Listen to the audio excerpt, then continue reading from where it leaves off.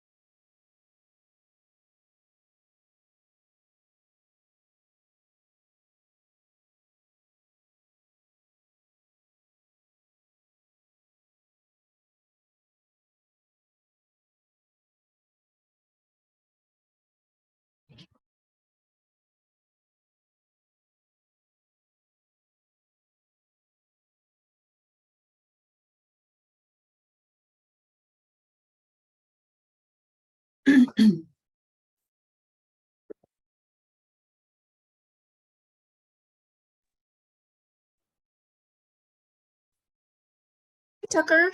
Hey, Lori, how's it going? Good. I'm going to start admitting people to I'm at Dan's workstation here. Great. While he's getting ready for the day here. And I'm just letting people in. I got it. Greetings. Hello. Hey, Sasha.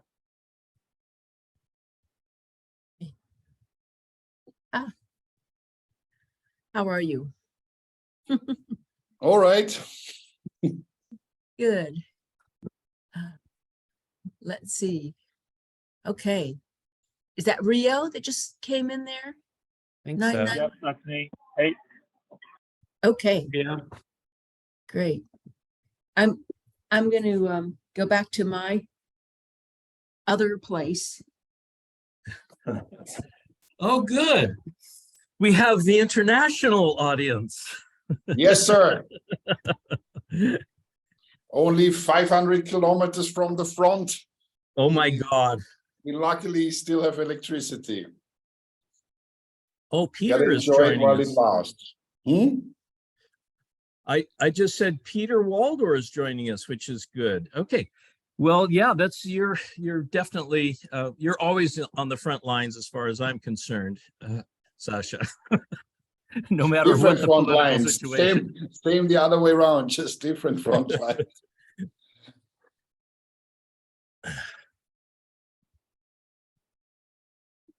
This has been so interesting to hear the news or all of the resources on Octavia Butler, you know, the science fiction writer.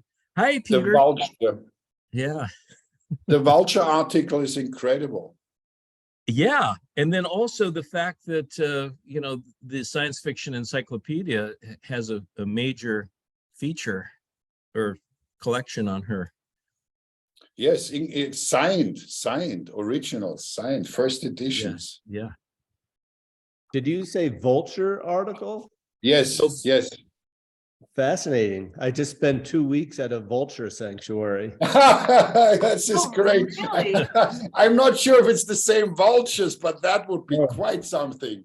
Wow. A vulture sanctuary. Oh, that's cool. Yes, vultures were extinct on Majorca, and this place is bringing them back to life. Wow. Yeah, an amazing thing. Peter, are you? Sorry. Yay! Hi, Sasha.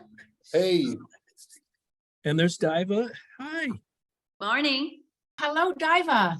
Good Norwood, morning Indiana. from Norwood. And hi, Joanna. Thank you for joining us. Hi, Leah. And Carino, you were able to, but you're in another continent or? I'm in the West Indies. Oh, Oh my wonderful. God. Oh, you're here. I'm in the Caribbean. Everybody's here. What And island? I'm so sorry. I have to leave. I can only stay for about 30 minutes, but my apologies. No, it's great to see you. What island are you on, Carino? I'm on St. Bart's. Oh, wow, the best. Well, yeah, it's Lovely. so- Well, 30 years I'm in ago, the best. exactly. I'm in a nice isolated location though, so it is the best. Yeah. All right. So just a warning, we do have this being recorded right now. So be on your best behavior. As always. Right. Yeah. Mine will just be empty. Whoa. We A can, lot of boxes. we can share. No, it's better over here. Oh, good. You guys are together. We are. And John's on his way to Italy. Oh. Oh, wow. okay.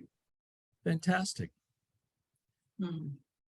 One reason we're doing this on Zoom as opposed to Google Meet or some of the other platforms is that it's an easy matter of taking the recording, making a YouTube out of it, and then a private YouTube, and then using that as a way of generating a transcript automatically. So since we're not doing, you know, a professional transcription of the notes or anything, this is an alternative. Hey, let me just take an opportunity to welcome you all. It's so great to see you at this holiday season. And we're all so devastated that Tucker is leaving us, but we are going to have the benefit of his brain going forward as a consultant, and that's good news. But I'm just here to kind of manage the tech, and I'm going to turn it over to Tucker. But welcome, everybody. Thank you. Thank All you. right. Yeah, and thanks everyone for zooming in. I don't think I'll ever try to arrange a board meeting on a Monday after the holidays again. But other than that, I just wanted to thank everyone for making it. And this is, my last board meeting as ED, but like Dan said, I'm going to stay on to do some consulting for Telluride Institute. And I think you all got the agenda for today. I just resent it to everyone's emails. So if you can just pull that up, we have a lot to discuss. And I think that, what I've learned about these board meetings is that, the best use of everyone's time is to really have some of these larger discussions about, the organization and what we can all do. And then there's, tons of time after for making those plans come to fruition. So I have a little intro, and then I'd love to turn it over to Pam for a talk more about this larger vision for Telluride Institute that we've been discussing. And if I see Sarah's on board, Sarah, are you able to take notes today, or we just want to do the transcript from Zoom? I will not be able to stay on. I'll probably only be able to stay on for about an hour and a half. Okay. I'm so sorry. I've been so out of it. I just got back yesterday from being on the Grand Canyon for a month.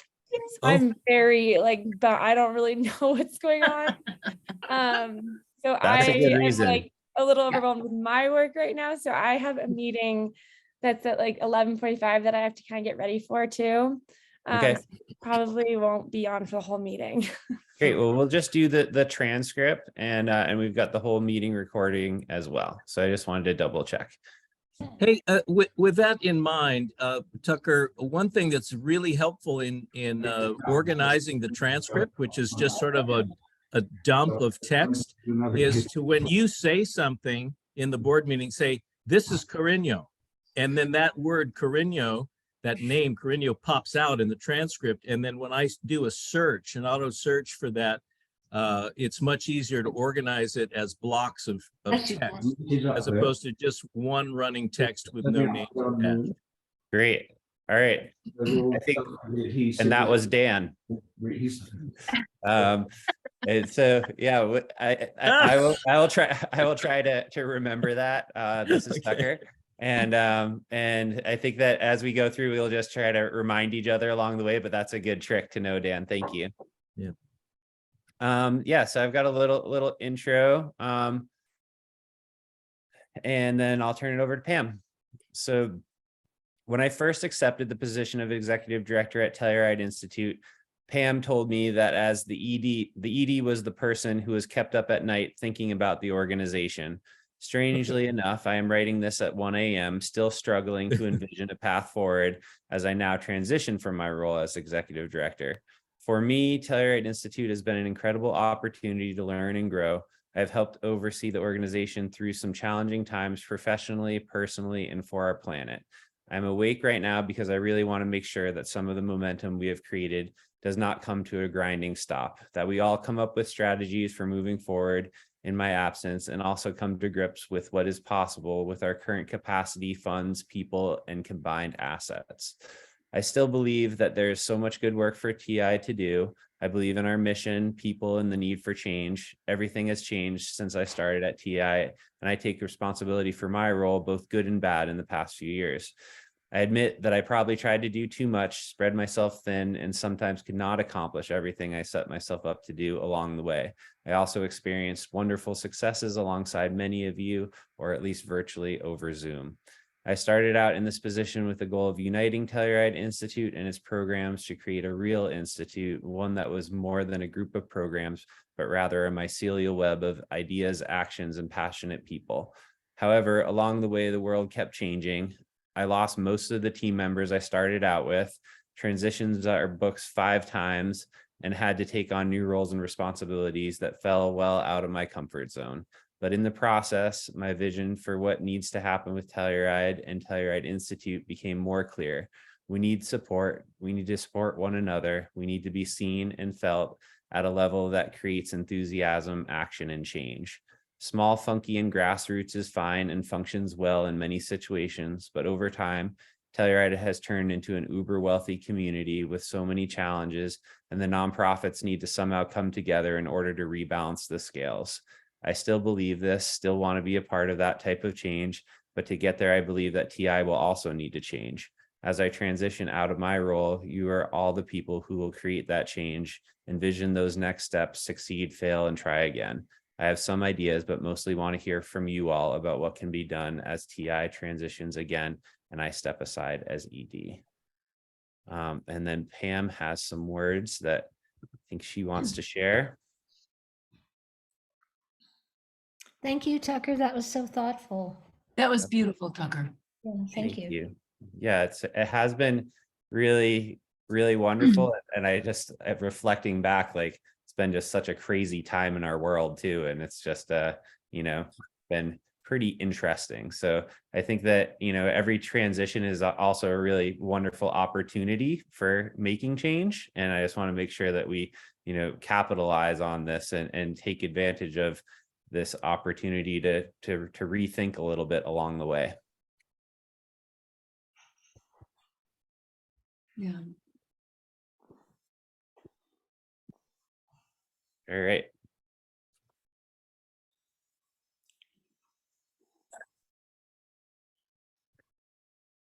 Okay, thank you. Tucker, thank you. I second all that you've said, and I've so enjoyed working with you, and I really look forward to continuing to work with you. And I think that I speak for the whole group to say that you've brought a sense of organization and strength and connectedness to the organization that we haven't had before, even though I know it seems like we haven't reached all our goals. I'd like to reflect for a moment on what Telluride Institute was like when we started in about 1986. Telluride was really small and funky, as you mentioned, and there were cheap places to rent, and there were easy jobs to be had, and it was there was everything that needed to be done in terms of the environment, in terms of building a culture. So sorry, the mobile vet just turned up and the dogs are excited. And so when we started the Institute, it was with a sense of trying to do a number of the tasks that needed to happen. And there were a lot of them. And so, as some of them were environmental, and some of them had to do with the kind of social justice of the community, and some of them had to do with the housing, which was already a problem, actually, believe it or not. And some of it had to do with how we saw ourselves in the world. And so it was a really wonderful time for all the nonprofits who were born then, I think, because it was just like being able to frolic in empty fields and loaded orchards. And we got a lot done, and we made a lot of difference, I think, to the shape that Telluride has taken. But again, as Tucker said, we're in the midst of tremendous changes, big forces, much larger than us or our little town or our little nation. And a number of the reasons that we've seen these changes recently, and the reasons that I think are some of the reasons that Tucker has had to make this transition to a consultant and not to be the ED anymore. These same forces are asking us to reshape our organization from the friendly, creative, occasionally clumsy, occasionally brilliant nonprofit that we've been, to something, I think, stronger, larger, not because we have to grow, but in the way that we make partnerships and connections, and with more traction on the problems bearing down on us locally, regionally, and internationally. So these shifts are shifts that we need to make, and then I think there are adjustments that a number of our sister organizations are also considering and needing to make. In our own situation, it means in part that we will have to have a more horizontal organization chart for our programs, because we won't have Tucker pulling it all together in a leadership role. It'll have to be led by program directors and the board and whatever other friends of Telluride Institute we summon up that we can utilize. But also this often talked about topic of the campus and the whole project with the MEM students from Western and so on, I think is beginning to take on a much larger importance, because I think it's the way in which we may be able, in partnership with the other nonprofits and other arts and educational organizations near and far, to create a situation which can in some sense balance the imbalances that we're now experiencing. The imbalances created by extreme gentrification, by what I like to call the ravages of late stage capitalism. You know, it's harsh out here. And at the same time, the problems are more distinct and very real and very large, and we're all in touch with that. I don't know how much of you watched the COP27, but it's obvious that we humans are in a position where there's a lot of ingenuity and a lot of good effort being thrown at the problems, but we're nowhere near in a happy solution-drenched situation. So there's a huge amount of work to do. And I think a campus could both balance our situation, give our programs and the other valuable programs in the region a permanent place to be, a place where they could be side by side and generate some of that longed for connection that we all keep referencing. It would be a place where young and talented people could find a berth here and not always have to leave. It would be a place where good work that benefits the region, the science, the research, the tech, the actual actions could make a real difference in terms of how this region navigates the next very difficult decades. And it can be a place where we connect so that we're not always just about our own wealthy, happy region, but we're taking on appropriate connection and responsibility for the larger world, and in our case, sometimes, for instance, for the mountain communities, which we've begun to try to work on. So we're going to have to revise, but I think in an important and good way, our sense of what it means to be for people, place, and planet, and pull up our socks and figure out the best ways to go forward in a steady, creative, hopefully increasingly effective way. Here we are.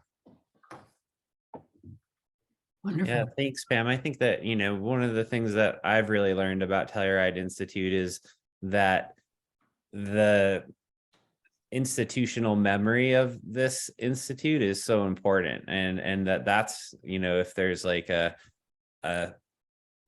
real strength to Telluride Institute, I think that that institutional memory, that being grounded there for so long, the people that have been, part of the community for years and understand, what it was like back in the day. And I've gotten to witness some of that transference of that institutional memory and have been, a part of that process. And, Leah's on the call right now, and we've been having a lot of calls with her recently, and she's kind of, one of our new members, and we've been transferring over a bunch of that institutional memory and just those stories of Telluride and, what it used to be like. But there is definitely a big transition happening. And then we've been, just for those of you who don't know, there's been a lot of talks or not a lot of talks, but movement within the environmental nonprofits in Telluride with the help of Telluride Foundation to talk more about, how we could pull together a little bit more,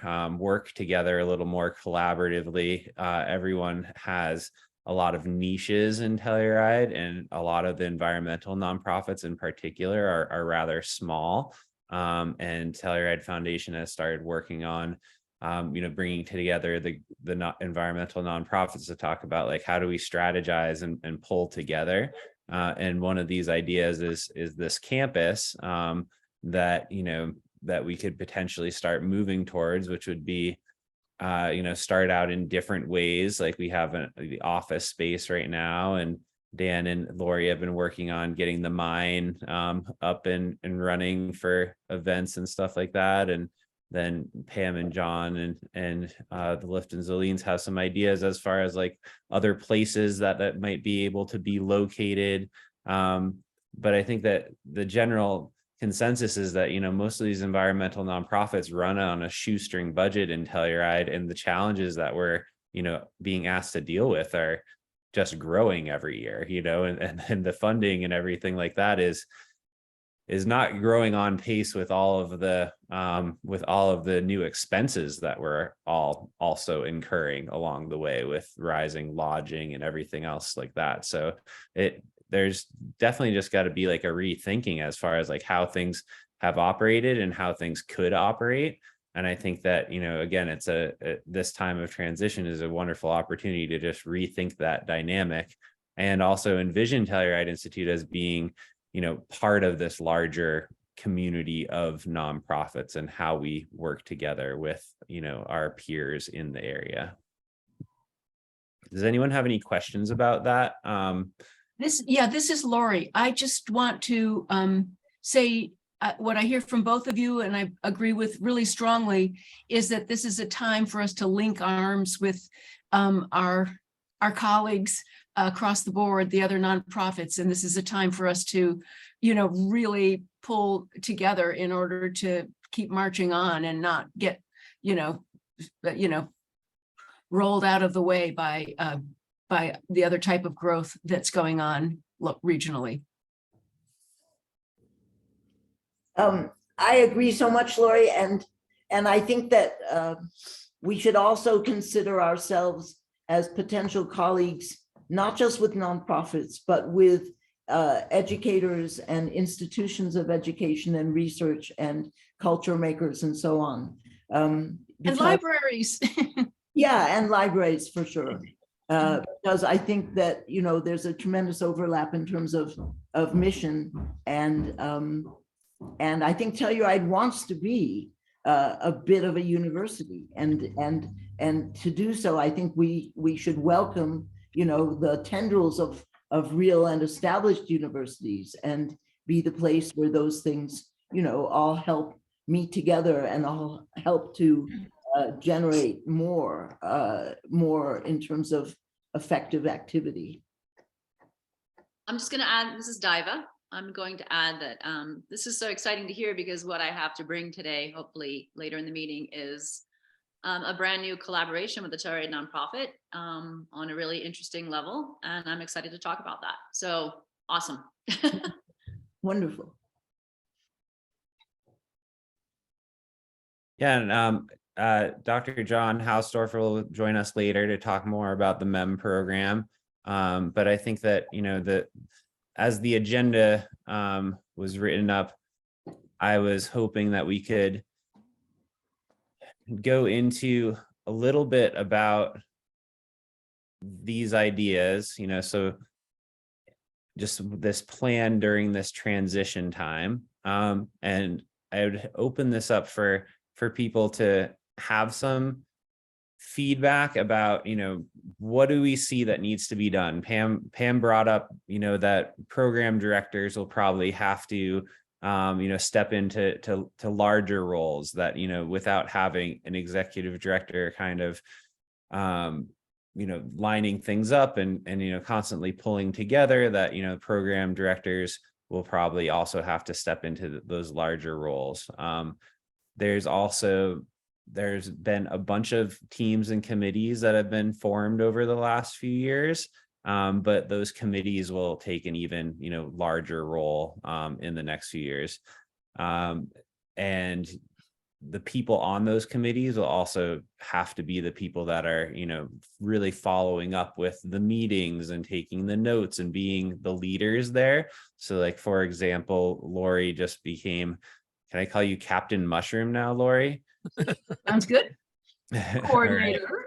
Yeah, whatever, you can choose your title. But just like taking that leadership role. And it's a lot to just like, a big part of my job has been like coordinating and just like pulling together groups of people all the time. And it's a lot of work. And just keeping the conversation going, I think is a really important part of all of this, is to keep, the conversation going, and creating those committees and teams is a lot of work. I had like some larger ambitions for even more teams and committees in the beginning, and I couldn't maintain that many of them all at once. So in this more horizontal management structure, there will be the opportunity for a lot of you to step into roles that you're in charge of those teams and making sure that those meetings happen. And I'd suggest monthly schedules and things like that are consistent, so that you're not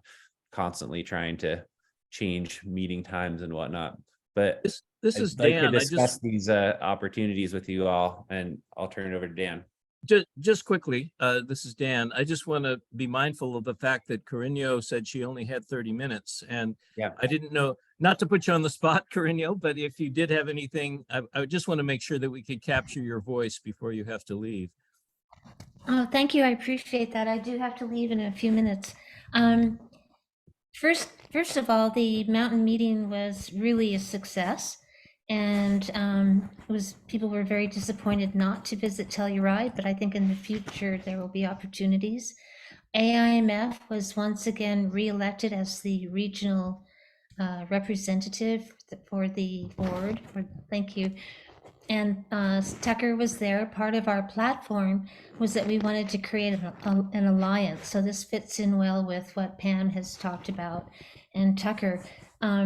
So we really, really hope that, I don't know what we think of the MRC or how that's going to continue, but we really do look forward to a larger alliance of mountain communities and members of the Mountain Partnership to work on issues. And we should have been at the COP. We weren't, but the Mountain Partnership was.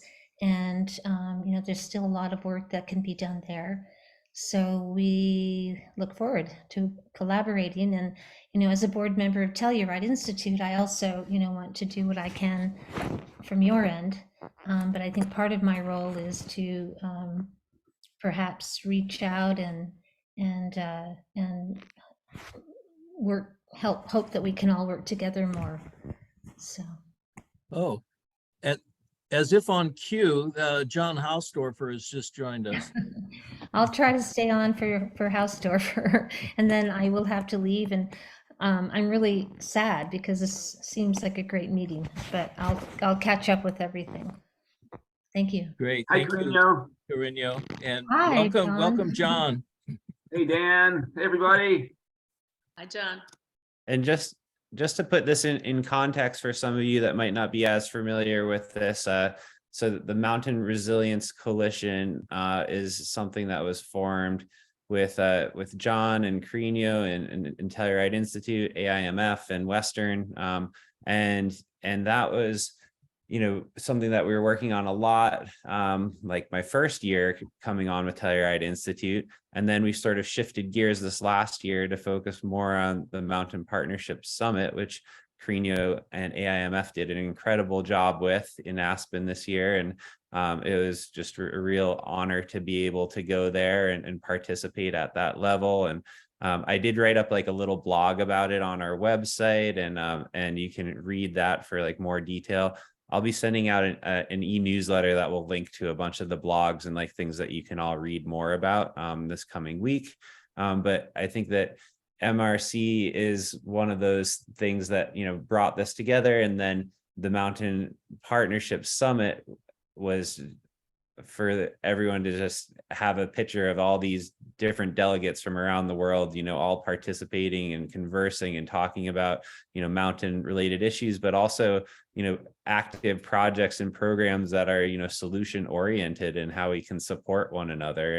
And it was like this just general feeling of, you know, there's a lot of great people all working on these really challenging problems from around the world, and being a part of that is a pretty incredible experience. So thank you again, Carino and John for participating. And I think that, you know, this is something that it's just this, we weren't able to pull off the Telluride portion this year, but it's something that, you know, we have this opportunity to continue to link with the Mountain Partnership and to, you know, have our work go to this larger scale through these contacts and connections. So it's a really wonderful opportunity. And I want to take advantage of John being here just to talk more about, John, we were just talking about the MEM program and this idea of the campus that we've discussed over the past, and just this state of where things are in Telluride. And John actually got to be at the Telluride Foundation meeting recently with all the environmental nonprofits, and just sort of hear about some of the struggles going on in our community. And just, you know, the fact that a lot of them are small, that there's like big challenges, that there's, you know, low funding, there's, you know, no space for the nonprofits to really work in, that's collaborative and functional.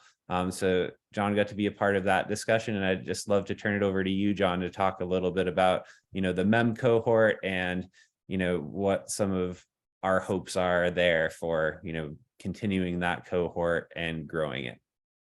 Well, thank John you. Hausdorfer. Yeah, hey, Dan, go ahead. No, I'm just putting that for the tape. So when I do the transcription, we'll be able to identify the chunk of text that is related to you, whatever you say right now. Dan, I feel like I'm more than a chunk of text to you.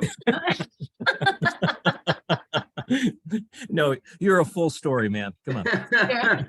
Well, it's so good to see everybody, and it's an honor to be here. And I do want to say that I feel like we're coming up on one of those tipping points when it comes to the MEM cohort. And I want to thank John and Pam for their continuing generosity around this idea, including, you know, as we sadly lose Tucker as our ED, I'll still have Tucker as a partner in developing the cohort. And also I want to express my gratitude to Chris Holstrom, not only for creating a sense of community for the cohort in the community of the Telluride region, but also, you know, with San Miguel County recently kind of upping the ante on what it means to support a TI cohort student.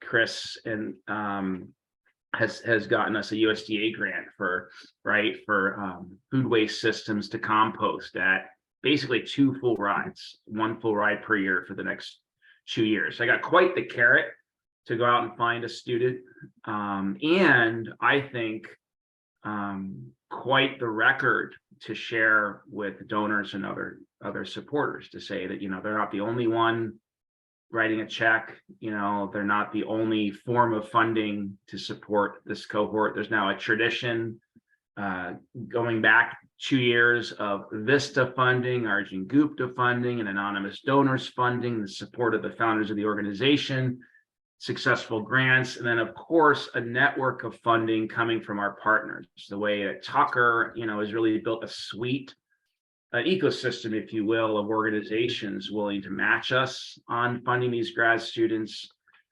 looking for a Cold Harbor-like legacy of projects with San Miguel Watershed Coalition, with Eco Action Partners, with Sheep Mountain Alliance, with Telluride Academy now showing interest, with the Fens Project. Like, and moving toward, I see Leah there graduating our first cohort. We're in an incredible position. We have a substantive story to tell that is not just gaining momentum. It's about to reach, a new level. It's about to cross a tipping point.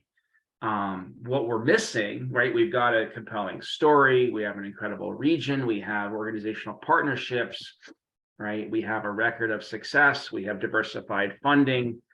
What we're missing is the next Leah's and Xander's and Paul's, et cetera, Emma's, and Tessa's. And so we need to translate that into students.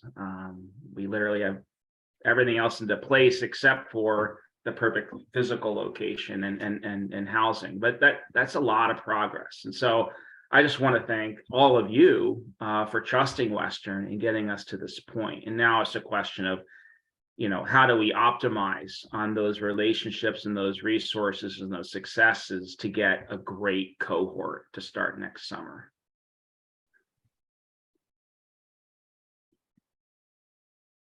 Yeah, I think it's really exciting. I think that, the second year students too are finally at that point where they have their projects to display, to the community really soon. And so we're at that point where, last year everyone's sort of getting their feet under them, and now we have sort of the proof of concept this year to really showcase to the community, what everyone's done, and what that could do for Telluride. And I think that how John's explained this, and I really like this idea, is that the students are also what help bind some of these nonprofits together. So they're not just working for Telluride Institute, they're working for the county, they're working for these other nonprofits. And John has told me about over the years, in Gunnison and Crested Butte, that these students just become the next leaders of the nonprofits, and they, know each other, and they're part of this whole ecosystem of, change that that I think Western and John's program, especially the MEM program, is just such a good fit for. So we've had some great meetings with the county commissioners. We were at the most recent meeting with the towns and the county, and have just been talking up this idea of this concept of this cohort and what it could do. And I'd just say that, I would really love us to continue to focus on bringing in those students, spreading the word, and then, once we have them, I think we have a lot of ideas about what we do differently, next time around, with welcoming them into the community and different ways of really supporting them. But I think that it's just this wonderful opportunity, and something that all of the nonprofits really need. And, Telluride Foundation has showed interest, like a bunch of the other nonprofits have all shown interest. And I'm just really excited to make these next steps, and then also to see, the presentations from this year's students to the community, because I think that will be super exciting. Yeah, I just want to add that, Dan, may I? Please. Yep. Go ahead, John. Yeah, I just want to add that this last visit, where we went to fall event on Mountain Ute Reservation, but still did some things in Telluride, and thanks Dan and Lori for your hospitality at your home. I have to say I was blown away by the buzz in the region about Leah's cohort. For one group of 4 or 5 people, and I include Virginia, I include Chris Maderi, I include Phil Kern, right, as well as the people we think of as in our cohort. The buzz is incredible, and it reminded me of the MEM in Gunnison about 7 years ago, when I started to hear unsolicited from the community, how their efforts have been accelerated by these students, and the excitement around seeing youth involved in environmental efforts at meetings where often it's, people of older generations. And so I'm seeing that now in Telluride, and it feels like deja vu in a really good way. And I also do want to express gratitude to Tucker and Montezuma Land Conservancy for helping, connect the cohort with Ute Mountain Ute. I'm in conversation with their biological manager, I think is his title, about him joining the cohort. And he's, even though he's working for the Ute Mountain Ute, I believe he is Navajo. We met at Mushroom Fest, a young woman at Barnard College, who I think might jump on this funding Chris found. I know, Leah, you have some friends who are interested. Tucker's working with Chief Mountain and all these other Sheep Mountain, all these other organizations to get the word out on the next cohort. I'm confident we'll have that cohort. So, yeah, it's exciting. The buzz I felt down there. Go ahead, Dan. Thanks, John. Dan here. I just wanted to kind of echo what Tucker was saying and what John is saying right now about the importance of building out this network and translating what are always a great string of ideas into really actionable research and actions in the local and regional community. And the MEM cohort has been fundamental to that. And the other piece of this is just the practicality of us moving into a horizontal structure, as Pam said, back to a horizontal structure, I might say. And this is going to put more of the onus on program directors, and following the model I think that Tucker has set forth in terms of regular meetings, be they weekly, bi-weekly, whatever.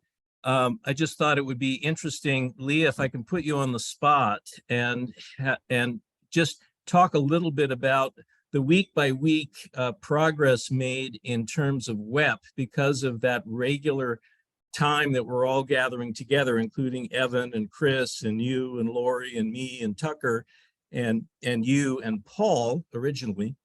But maybe talk a little bit about what that experience has been for you. And I'm going to make sure that you're unmuted if you're not already. There you go. Thanks. This is Leah. And yeah, I think that originally this weekly meeting started with just Tucker and I back in April when I agreed to kind of take over the watershed education program and integrate my project into that. And then it slowly grew, and then eventually it turned into the ties team meeting.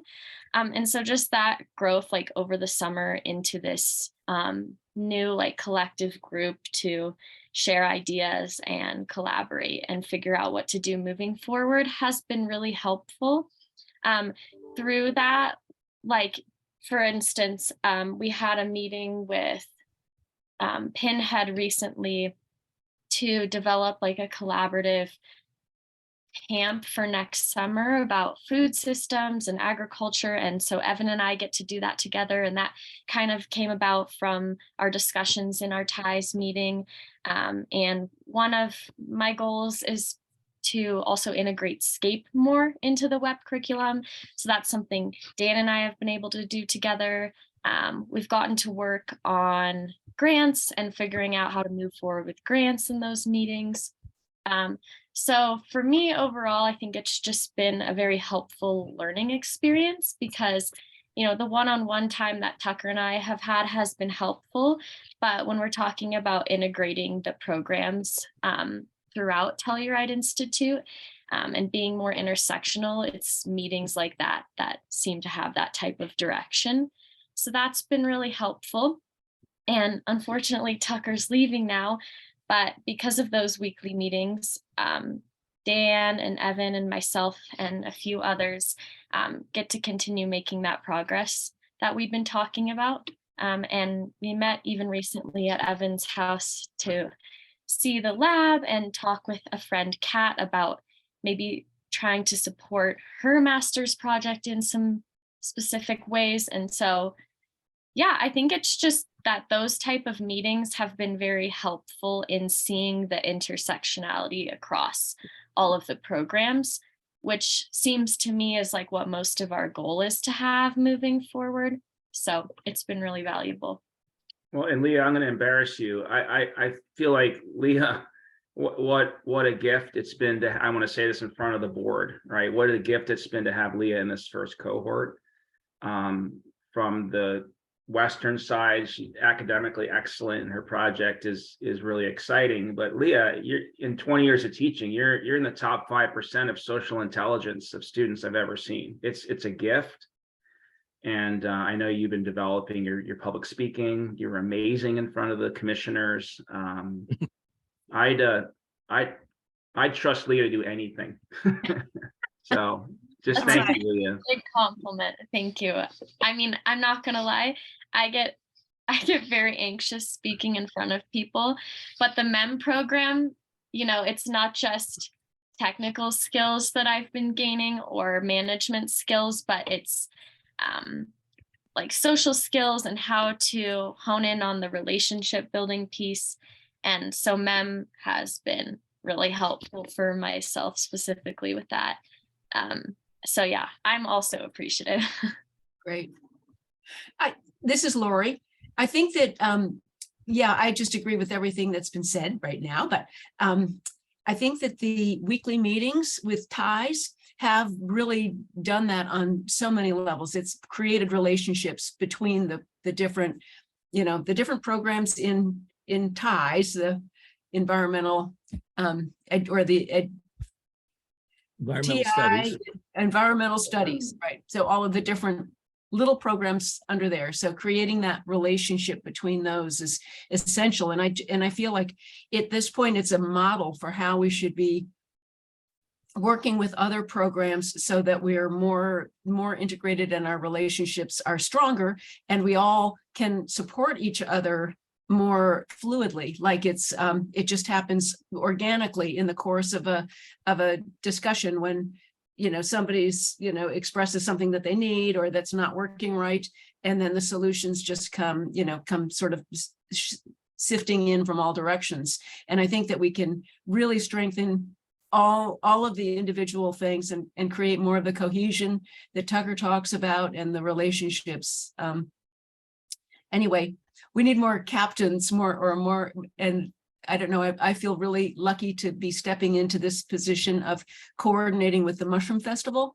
And as soon as I did that, I realized how necessary it was and how appreciated it was by, different people to have sort of a real strong link to TI. Thank you, Teal. You're the best. Yeah. I just want to echo what Lori's saying. I think that, again, one of the big opportunities we have here is for other people just to step up and step in and be more a part of things and become, leaders in these different teams. I'm going to share my screen right now. It's a little bit just about like the breakdown of, who is TI, what are the current teams. And I think that there is some room for growth here, especially in like our cultural programming area. So I'm going to share this screen. Yeah, so I think that one of the things that I'm excited about is that we do have, as far as this admin team goes, you won't have me as ED, but we still have a lot of the people that pull together a lot of the admin stuff. And I actually should probably throw Dan in there too. He's a huge part of like submitting all of our paperwork and, really keeping things on task. And so we've got, Karen that does our website. Rachel's our new old bookkeeper that's back again, that we're really excited to have back. And then for social media, Mariah Grimes has been helping us for Telluride Mushroom Festival. She's potentially interested in helping out with the rest of TI. Leah's also been doing some of that work as well. And then just, I think the thing that we really need moving forward, the gap is we need some sort of office person, like an office manager that really just takes that task on. And I'd say that one of the opportunities that we have is, we have a person like Leah that is graduating soon and, has expressed the interest in being potentially full-time. And I'd say that, stuff like that are opportunities that we really should look into. Like, how do we make that work? What are the gaps that are being created and how do we fill them, first with people that we have. And then, if we have to go outside of our group, then that's fine too. These are the Mushroom Festival contractors currently, like the people that are all the directors for the Mushroom Festival and people that work with the festival. This isn't the list of all of the people that support the festival. There's a ton more, but those are the main ones. And then as you go down here, we've got our watershed education program with Leah, the MEM cohort, which I can still help out with, but you know, we should get John in on some more calls, and the team with Western, just to connect about, you know, continuing to grow this along with Chris and Evan. Well, and I want my and visits also- to be, I want my visits to be a little more internally strategic for you all. They've been really effective externally, like gathering the other organizations, meeting the students, but definitely want to be as helpful as possible when I'm in town. Twice a semester is my goal.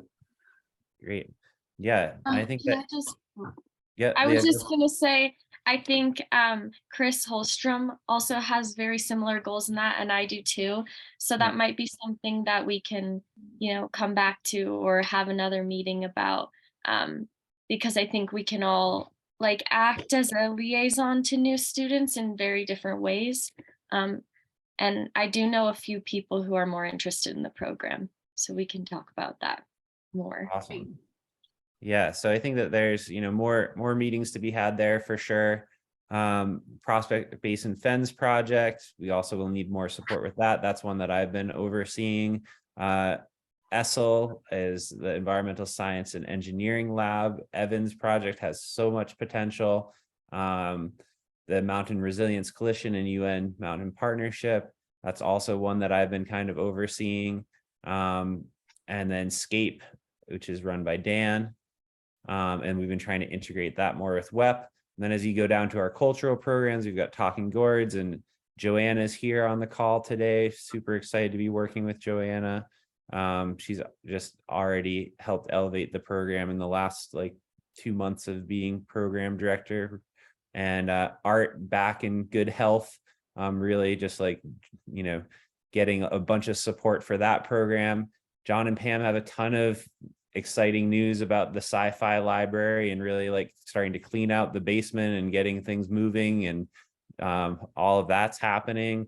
And we've got our Indigenous programs, and the idea there, I think, is to start moving towards a more Indigenous advisory council, with Telluride Institute playing like specific roles in the area, but that the advisory council would really be helping to shape, you know, programming for the region. We would still do, you know, some programs via WEP, Youth Ski Day, which we're working on right now. We have up to 28 potential participants this year that are interested. And then just working with people like Wilkinson Public Library and Joanna on, we were just helped collaborate on a recent talk at the library, and we look forward to doing more of that in the future.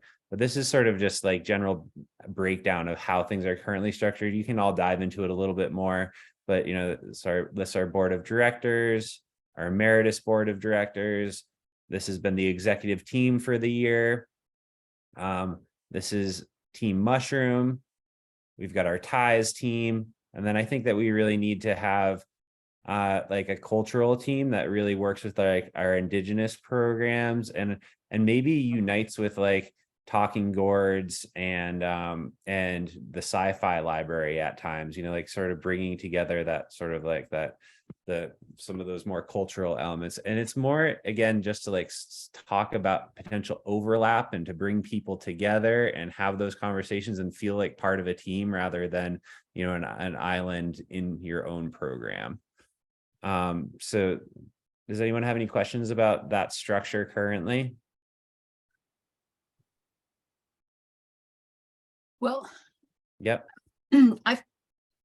I mean, I feel like just to follow up on that idea of one person being the committed link to a given set of programs, like This is Lori. sorry, Lori. So I feel like it would be great to make sure that there's a link with all of the ties people, and it seems clear to me that it should be Evan, but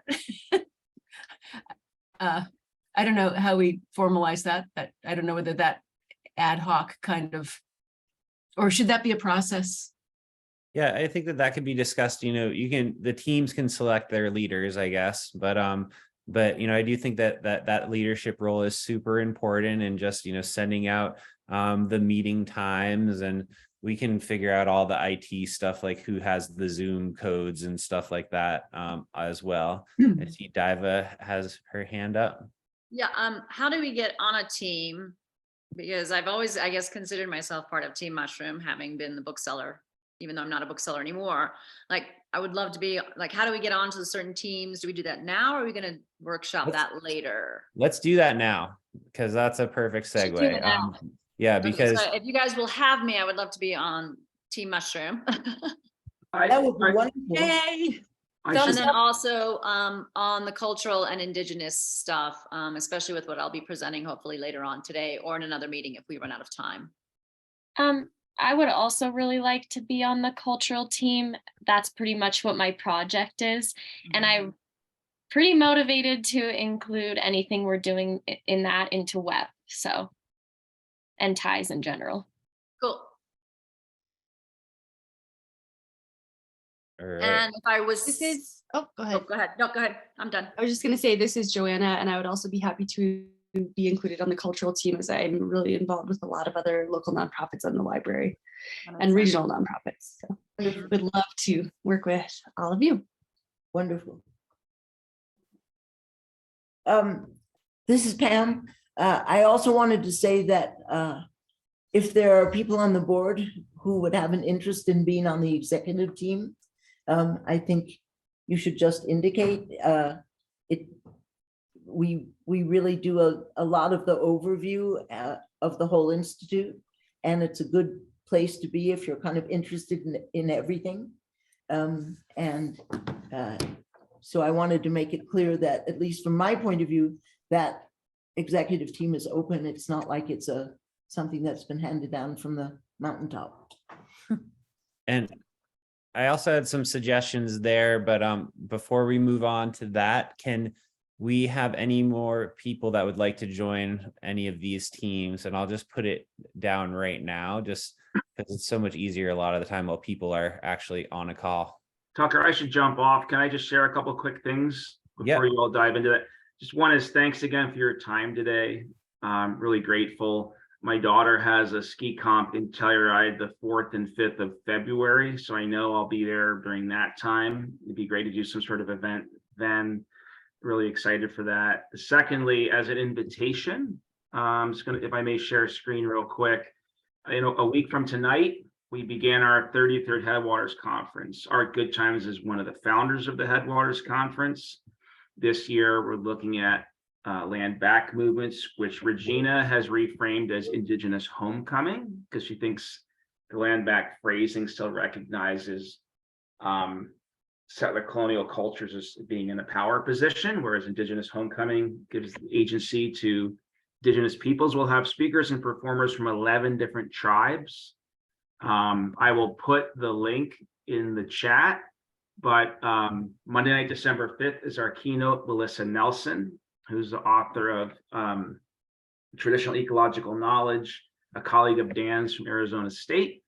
And then all day December 6th is a number of different panels, performances, a workshop on what Western's Indigenous commitment should look like, ending with Connor Ryan's film on Spirit of the Peaks, on a ski film about reclaiming his homeland of the mountains. And so you're all quite welcome. We're working on Zoom options, and I'll put this in the chat.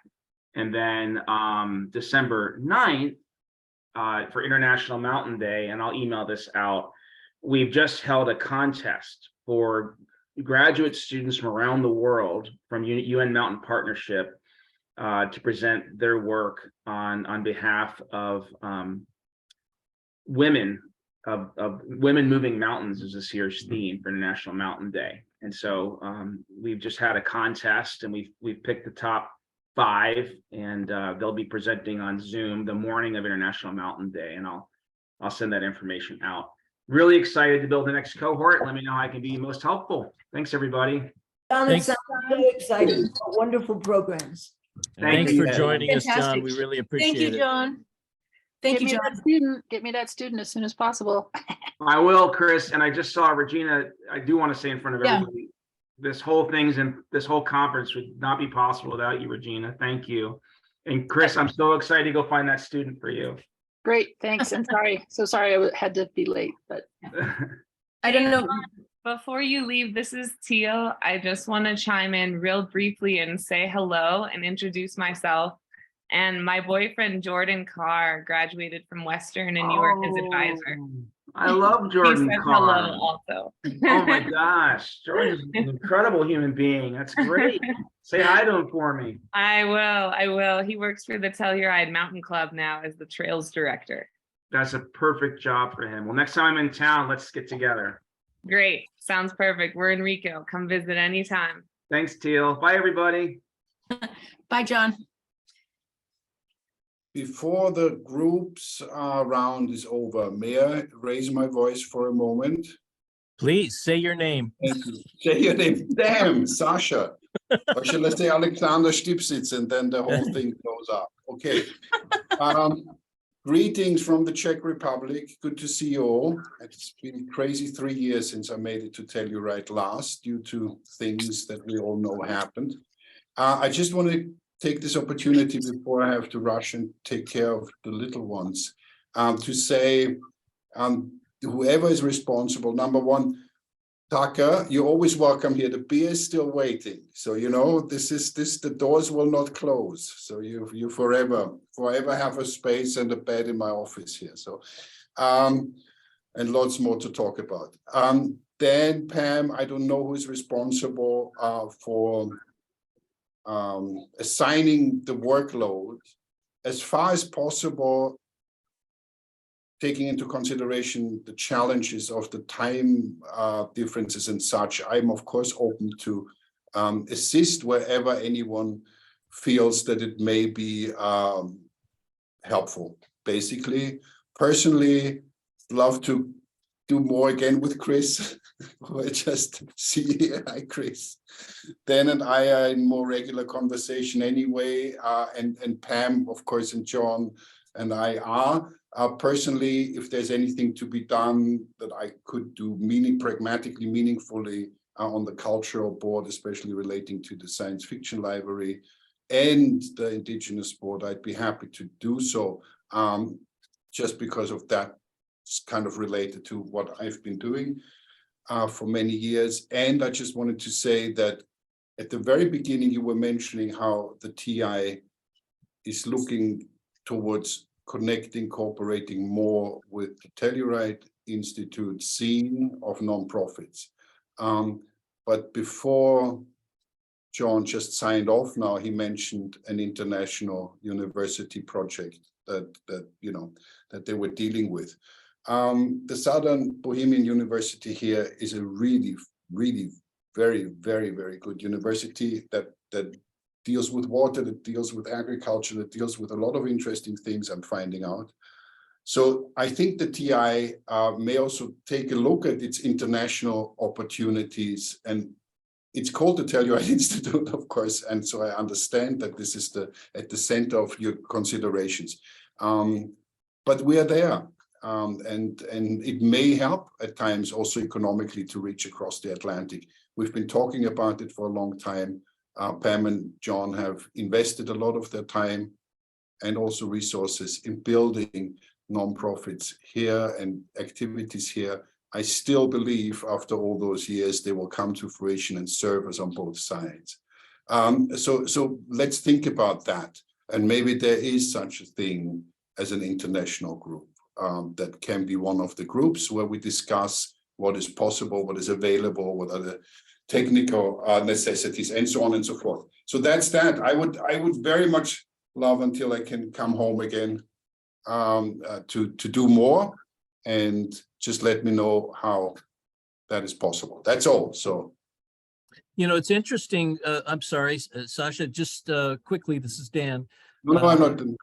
The idea of an international committee is so interesting. And of course, we just instituted the idea of an international what are we calling it, director or coordinator for the Mushroom Festival in the person of Juliana. And so the idea of seeing an international component to each of our programs and gaining that perspective, I think would be tremendously exciting and important going forward. Yeah, let's just pick out the watershed program and also what we've been talking about I would be curious, or I am curious about what opportunities are, especially now being so close to a good university, or also the programs that I'm doing now personally in my job with a director of the Vienna University. And all of the people I've been dealing with have been to the States, know of the States. Many have studied there. The rector is a Stanford man in Vienna, now a Swiss guy. So it may be interesting, as you just said, to look at that. That's, yeah, I agree. And maybe we put our minds to that, and I will do my best to help out and coordinate and research and find out what the opportunities are. Just let me say one more thing.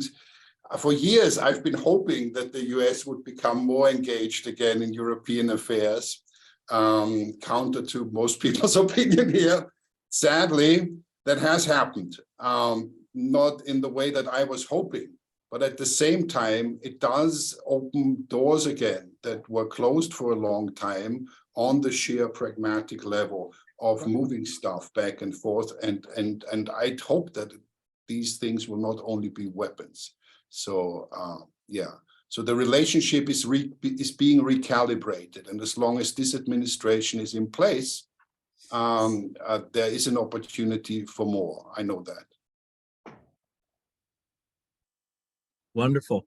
You know, we also have the example of obviously Carreño and the UN partnership, and then we have the recent involvement of one of our Gunnison natives, Crystal Brown, at the COP26 in Glasgow.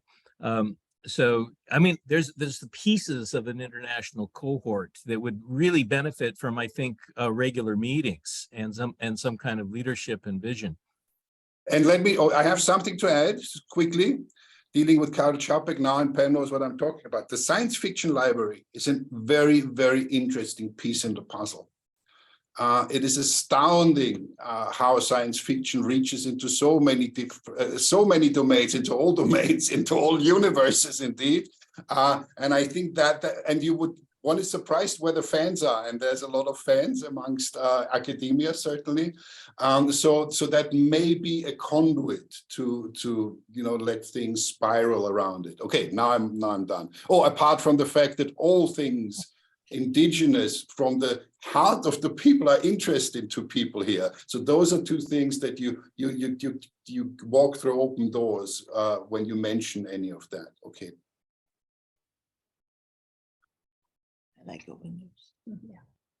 Thank you so much, Sasha. Yeah, when I first came on board, we had a lot of chats about getting over there and doing like a bike tour around the country or something like that. So yeah, there's so many opportunities. I think that, that in order to actually take advantage of more of these opportunities and this network that we have here too, just these more frequent calls that are really just brainstorming sessions too, I think would be a really good idea. And it could just be, just whoever wants to participate, and things could happen. On that note, I'd also say that we have to be really careful with like new projects and new things that we try to take on, and just make sure that we like really can follow through with them, because there's so much possibility. But I think that, one concrete example of, taking action, which I'd like to highlight is, Chris applying for that grant and, being able to. Chris, do you want to talk a little bit about the grant that you just got and the students that it could support? Sure, it's not publicly announced yet because the USDA was very slow, but I wrote a grant on behalf of the county. It was a food waste reduction and increasing compost use grant, basically. But in it, it's got lots of components, but I did include 2 years of full funding for a MEM student. And that's why I said, John, get me a student, because it starts in January, sometime in January.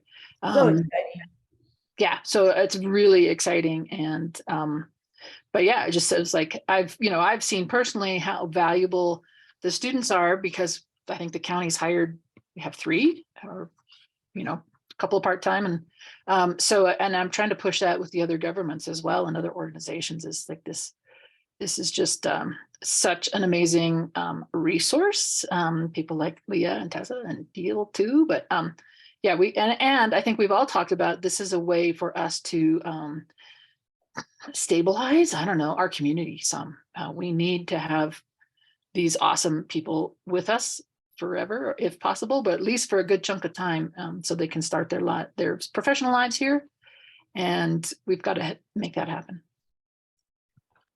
Thanks so much. I just wanted to highlight that because I think that, we have a lot of brainstorming sessions, and what Chris did is, she took one of those brainstorming sessions and was like, how do I get funding for this to make it reality? And I think that that's really, that's the next step that we all need to be figuring out, is if we really want to do something and we're passionate about it, then, that next step is funding and how we can support people to really work on it. A lot of you donate your time as board members, but if we're going to continue to employ younger people, we need to pay them for that work and keep them in the community and keep the good work coming their way so that they're stable and can stay. So I think that that's really exciting, having this like pool of young people coming into the community with these skills that all these small nonprofits need is a really exciting idea. I'm going to go back to the agenda really quickly. We've talked a little bit about this transition. We've also, true to fashion, jumped around a little bit too. So let me try to pull back towards where we're going. So I did create a SWOT analysis. I don't think that we need to go into that today. We've talked about it in the past. I think it'd be a good, it would be a good challenge for each of these teams to do a SWOT analysis more on just those specific programs, like a more specific SWOT analysis for each program as like a team building effort. And I just did one based on, my experience with Telluride Institute. And I won't do the whole thing, but I just wanted to say that like there's so many opportunities, and almost every single one of Telluride Institute's programs in my mind could be almost its own little nonprofit if it had, enough funding and resources and people behind it. And we're linked together, through Telluride Institute. And I think that what we've discussed too is that we really need to have a way to present as Telluride Institute in the future. Like whether it's an evening, like an evening with Telluride Institute, when everyone comes and all the program directors and board members and everyone brings everyone out and really displays all of this good work. And it's been challenging the last few years with everything going on to like find that time and do that with all the other work that we're doing. But I think that more people would be really blown away if they knew everything that has happened and is happening, and that we'd gain more support and traction within the community if we had more of these evenings. I'd also like to call to action each and every one of you to just have some of these conversations with your immediate networks, and whether it's a dinner or a cocktail hour or whatever, but just share some of your personal information with people, because I do think that growing this network is our next challenge, and just really educating people on what's happening with Telluride Institute. I've been trying to add more to like the blogs and to the website recently. Leah just made a really great blog that will go up soon, and so we're trying to, add more information, trying to get into the social media arena a little bit more too, but just like sharing all the good work, because some of the times we've just put our heads down and done the work rather than shared it with everyone. I think that's good, but we also need to, get out the word to more people and have more people well educated on with what Telluride Institute is up to. So moving on from that, Tucker, unless there's a question. Yep. I have a quick question, and that is, I'm super curious about what Diva has to tell us about her new idea, and I don't want the meeting to just finish without hearing that. So please make sure you fit in Yep. a little moment for that. Yeah, and that I think I just took away the 15 minutes from my SWAT, so I'm trying to cruise through some things. But I think that if that one of the the things that I did list on my SWAT was that we do a really good job of allowing for there to be new ideas and things to come to fruition, and that Telluride Institute can be a wonderful support system for new ideas. And then we also need to figure out a way to blend our passion for change with accountability and making sure that we're making sure that we're taking all the right steps, and that we're protecting our core people, the people that are depending on Telluride Institute for their salaries, for their livelihood, and that that as board members, I'd really like to pass on some of that responsibility to all of you. That a lot of my role has been working with the staff, but also with the board, and you're all part of this larger team. But just how do we take care of one another in this process and make sure that that we're not overburdening people, that we're communicating to people and making sure that they feel that their needs are being met, that they have a voice, that all these things that are so crucial to making an organization function. And with that more horizontal management structure, that is going to have to be something that is again a shared responsibility in that leadership section of, there's almost like, yeah, there's the person that arranges the meetings, but we also need that social emotional coordinator as well, that just checks in with people and talks about how things are going and how we can make it work for them at Telluride Institute. Tucker, I love how you just said that in terms of kind of squaring our passion for change with our need for accountability. That's really very clean and succinct. And I think, TIES has been a great example in terms of how we can actually, again, translate this vision into action. And you've done a lot of work, wonderful work, in terms of really understanding what it takes to bring in and support individual MEM students, for example, and I would say that each of our teams going forward could, if they could take on the responsibility for really understanding that accountability that you're discussing, that would really be helpful. So, for example, if I'm saying, oh, well, I'd love to have SCAPE be part of TIES, well, that's one thing for me to say that, but it's another to identify funding streams that would support specific kinds of actionable research for MEM students or others that we want to have volunteer, a younger cohort that could get involved in taking action in the community. Yeah, I think that's super important. And I've learned this the hard way. I'm as guilty of it as anyone else. I love a good idea too. And every once in a while you're like, oh, let's do this. And then you start working on it and it becomes another job in and of itself. And you're like, well, now I have all of this and, I don't have enough time for this other job. And so we just all have to, do a really good job, because I think that's the strength of Telluride Institute is the diversity, but it's also it's a cautionary tale of when we try to cross-pollinate some of our programs too, that process of blending and working together is also more work. And so I think it strengthens us, but I also think that that we need to just identify the fact that it is more work as well. I'd love to turn it over to Diva before I forget, and then we can talk more about the different board positions and what those look like currently and things that we might need to do there as well. This is Diva. Hi, okay, I wasn't expecting necessarily to do this today, thinking there might not be time, but let me get my notes up and we can do this at another meeting as well to get more into it. Tucker, thank you for everything and for introducing me to the Fens. I'm a Fenster from forever now. You actually mentioned in your words nonprofits needing to work together, and I was already coming to the table with something. In the independent business world, we say collaborate or die.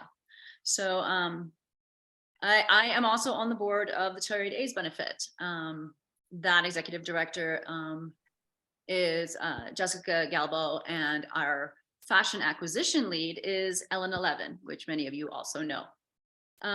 In August, on Sunday of Mushroom Festival, it was heartbreaking for the first time for me to leave Telluride because I went to Santa Fe to Swaya, which is southwest, the Indian market that they have in Santa Fe, one of the largest markets for Native designers and artists and cultural folk. It was really hard to leave, but it was fashion versus fungi. And with me not being tied to those book tables this past year, I made the decision to leave a day early to attend the Indigenous fashion shows, which I've been wanting to do for 9 years or 8 years. So this is their 9th year. We had a similar start. I started the fashion show at the Opera House with a 16-foot runway, and the Amber Dawn Bear Robe, who started the shows in Santa Fe, did it out of a U-Haul right there on the plaza, and just it's now turned into 1,000 people 3 nights in a row in Santa Fe watching 20 designers from not just America but also Canada showcasing contemporary Native fashion. There is such a thing. It's called Native Fashion Now. This is an incredible book to look at if you are into coffee table books. This year they started getting some press finally. A mention in Vogue, a mention in Women's Wear Daily. But it's still so hard for Native designers to break into the markets that is the fashion industry, and a very sustainable way of doing it. They are really big on the Native markets that happen throughout the North America, but they're looking to be seen. And it's let's see. So I went to the show. Of course, it blew my mind. Not just the models and the fashions, but it's, quote, progressive in the way it presents fashion. It reflects the style and thoughts of contemporary Indigenous people and is one of the most important cultural moments of the year, the show in Santa Fe. So I went down there with my Telluride AIDS Benefit hat on. Of course, it was so crazy. I couldn't really talk to the director or anything like that. I finally got a chance to talk to Amber Dawn Bear Robe last Monday on a Zoom. We spoke for about an hour, and how to possibly, with the AIDS benefit, we've highlighted so many things on the runway. We have diverse models, we have body inclusive models, but we're missing a slice of that diversity, and that would be Native and Indigenous fashion design. We've got things like that's Patricia Michaels of Taos Pueblo. She was a finalist in Project Runway back in 2013. That was kind of a neat blip. But from the 1970s, San Domingo Pueblo, and in the 1980s, here is a Dene, fashion designer. And it's really incredible stuff. Most fashion designers are incredible. Here's another kind of example. And I just want to read real quickly that in Santa Fe, I also got to go to the IAIA, the school there, the university, to the Art of Indigenous Fashion, which is on till January 18th as an exhibit. If you find yourself in Santa Fe before January 8th, I highly recommend you go see this exhibit. It will blow your mind. And here I'll just read real quickly. The Art of Indigenous Fashion offers insights into the approaches and perspectives of designers beyond the visual and material qualities of work. They've been designing and fashioning personal adornment for millennia. So yes, they are the first couturiers of North America because they're one of a kind and custom made. Chipure, Chipeta, they had custom made clothing. So the first couturiers of North America. So with my tab hat on, I want to be able to put a nod towards that and showcase that. What I came up with Amber Dawn is she and her fashion show actual director, choreographer, will be coming in February to the fashion show to see it, so that then for 2024, we can showcase. She will curate a collection. She's the curator of this exhibit. And you mentioned the university aspects of things. I think that was Pamela. Amber Dawn is Siksika Nation in Alberta, Canada. She has an MA in American Indian Studies and a second MA in art history. So she's a professor there. She's a curator and an art historian. She's fierce. This is her with her Emmy for her short film about Native fashion. She's fierce. And so she's coming in February, but my thought, I went to TI thinking, what's going on for Indigenous Peoples Day? Is there any programming set? Because I would like to bring her, and I thought this would be a really great crossover of nonprofits, to have her and possibly another gal, Dr. Jessica Metcalf, to come and have a live conversation, which I would moderate, about Native fashion, Native designers, and then get into the sticky talk about cultural appropriation. Make sure our high schoolers go to this talk so that when they leave Telluride and go out into the world, they know better than to dress up as Pocahontas with war paint and tomahawks for Halloween parties. And just things like that. There's so much to talk about. And these women are so fascinating. And it really, your mind just goes, wow, I hadn't even thought of that. So I would personally like to bring that in. I did speak to Regina. Is Regina on the call? I spoke to her quickly about, starting from home, basically. Are there any Mountain Ute or Southern Ute fashion designers? Amber Dawn also does not really know of any except for one, a jewelry designer. But that would be something that I would really try to figure out how to bring our closest Indigenous population into this show. So that is kind of what I'm offering. I'm sure that was really quick and fast. And also a lot of these designers are also designing for all people. They don't put sacred or ceremonial symbols in their clothing. You're seeing the pattern, you're seeing the cuts. It's very unique and eye-catching, to the point where I actually splurged on a dress from Jamie Okuma as a birthday and solstice gift for myself. And then another quick thing, the crossover aspect of TI programming, the sci-fi thing. There are Native designers, one in particular, Sakwanati, who incorporates Native futurism, because just like Afrofuturism, with authors like the late Octavia Butler, who worked tirelessly to keep their people in thought and literature wherever the future is mentioned, because they are part of the future.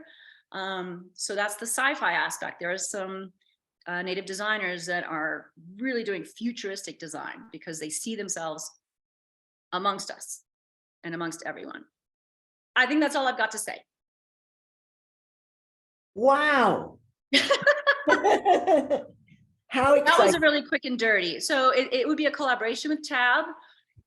And like I said, I mean, Indigenous Peoples Day isn't until next October. So I would, if given an okay or something, or making sure that it's okay to house these gals, get them some meals and stuff like that, whatever, for that weekend, I would like to step into that if possible.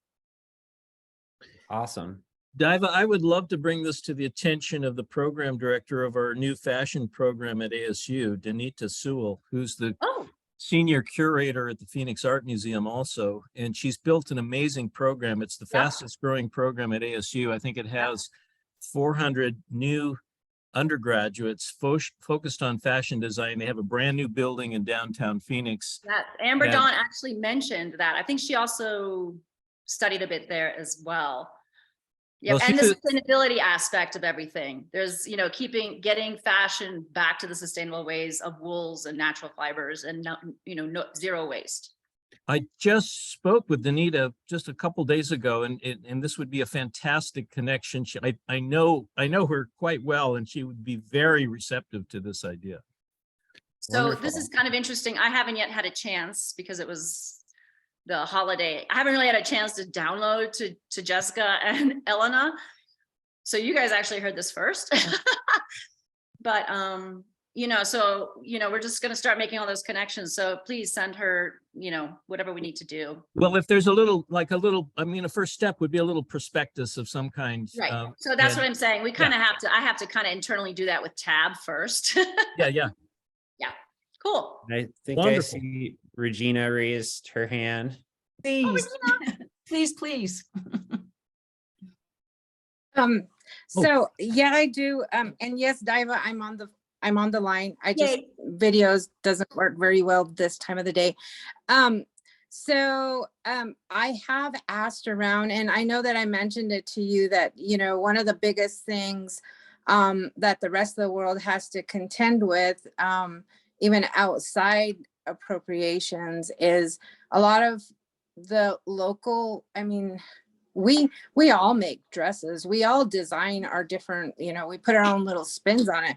It's just that we don't think of ourselves as designers, and we don't think of ourselves as being on the runway. And you know, I know tons of ladies who have done a lot of things, and I shouldn't just say ladies, there's a bunch of other individuals that have put together like some beautiful stuff.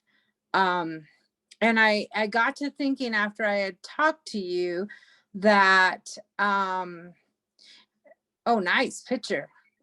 Whoever put that up there. See, like that skirt, that ribbon skirt, that was actually kind of a brainchild of my mom and I together. She put the kind of Pendleton print together, and I told her, let's incorporate a solid black to put the ribbons on below. And then we've done several skirts where I've actually recommended that she sew on like some leather fringes on the bottom. I have some that have shells on the bottom. But like I said, you know, the thing about that is you know, there's tons of us, we do it for our children and our family. I think the beauty to that, beyond that official kind of runway thing, I think the beauty to all of that is helping us find our designer by nature within us. And you know, I think the part that I've kind of wrestled with is and it's something that happens a lot downtown Telluride and many other mountain towns, especially those that have the high-end resorts, is when you go into a lot of these places, they have high-end fashion. The heartbreaking part of it is that Indigenous people aren't doing it. And I think that that's a worthy conversation. Absolutely. And I meant to say that I would want to include you if we were to, you know, do this collaboration for Indigenous Peoples Day. You'd have to be on that stage. Absolutely. Planning committee. Yeah. Well, and here's the other end of it too. I mean, I know that there's a day in October, but you know, the entire month of November. Sure. I mean, there's like tons of things and great ways to, and I love it that you're Tucker, that you're encouraging all the groups to go out and share and talk and make your network contacts. I mean, that's exactly the biggest lesson that we learned with MLC here. And I think that my biggest encouragement to TI as a whole is reaching beyond that one day. And even, you know, I wouldn't even be opposed to spreading out different things throughout the whole year. I've kind of, like this year, I've really taken the time to just do some self-examination of really where I'm at with a lot of different things. And, you know, I mean, we just came through Thanksgiving, and that was a really, it was a tough reflection for me, because now I've been faced with a lot of challenging conversations about decolonizing, how we talk about things in overall, the overall general communities that we live in.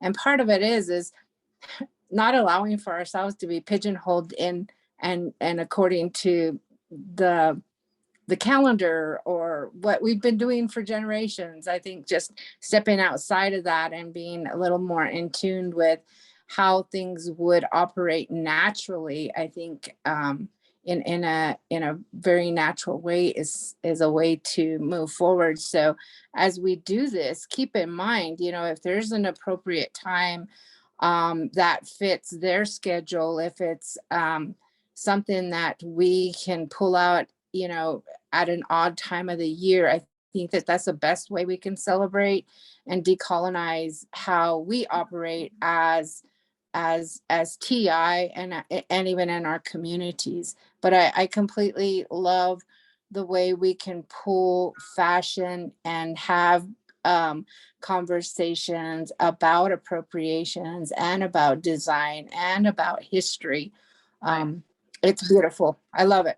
And I do want to clarify, I wasn't speaking about TI helping to fund or help out with what TAB does, because the idea would be that Amber and Jamie would come to see the show just to see the beast that it is, and to know that, okay, because if she were to curate, because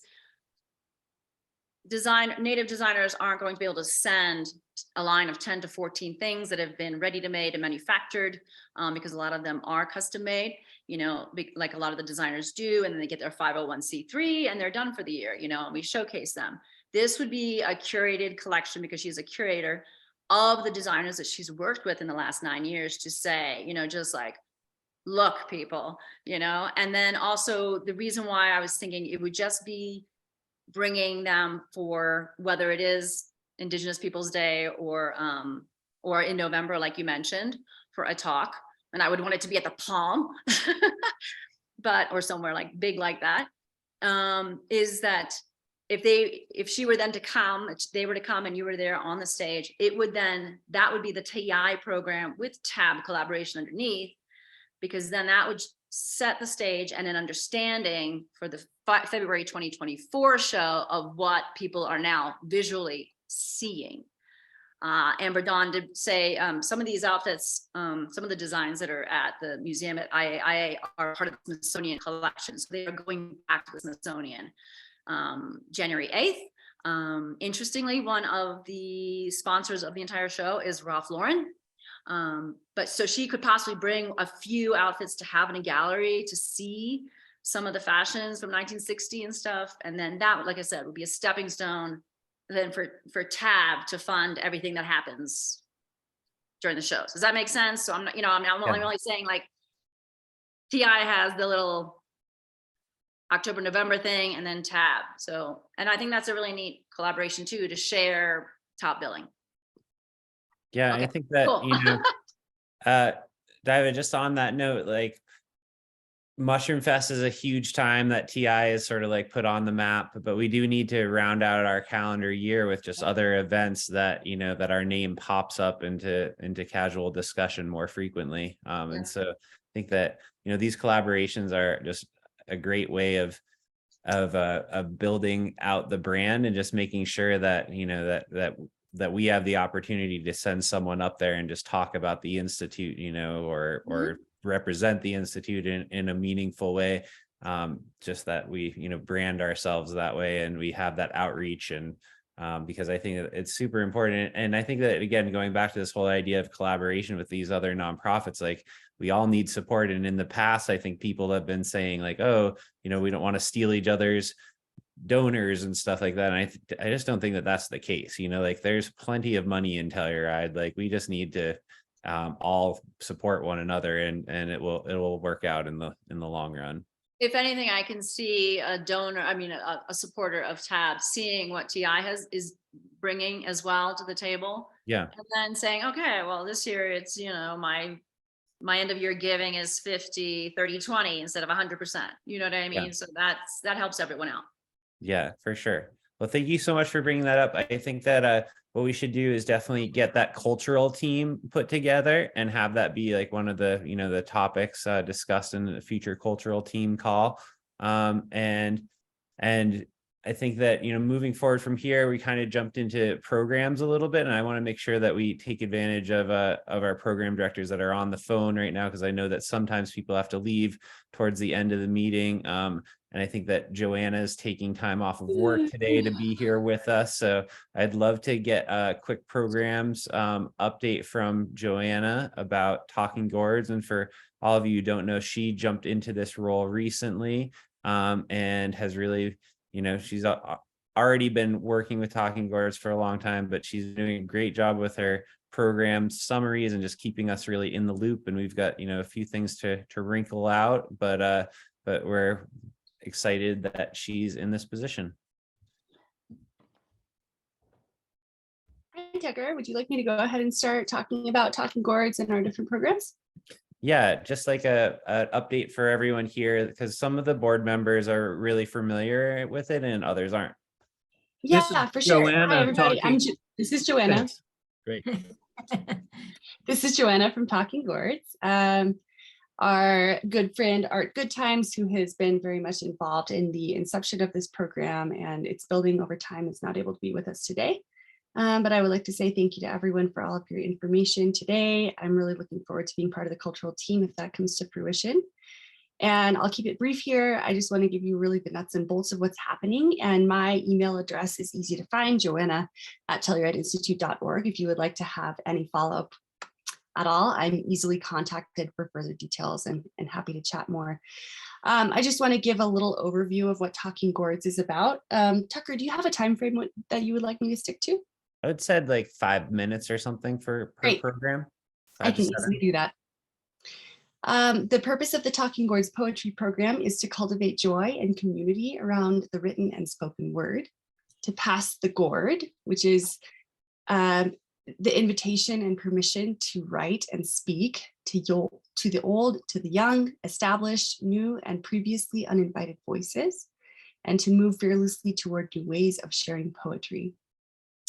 Our programs consist of Bardic Trails and the Walking Talking Gourds poetry programs, our annual poetry open mic and show at the Mushroom Festival, the National Fisher and Colorado-based Cantor prizes in poetry, and many other outreaches as well. All of those have been shared in a document with a lot of the information, Tucker. So you're welcome to access that anytime, everybody. But I would love to just open up if anyone has any questions regarding the Talking Gourds programs and some of the things that we've been involved with in the last year. They've been a fabulous part of our community near and far, and I'm grateful to all of you in your own ways of supporting this program. Pam? Yeah.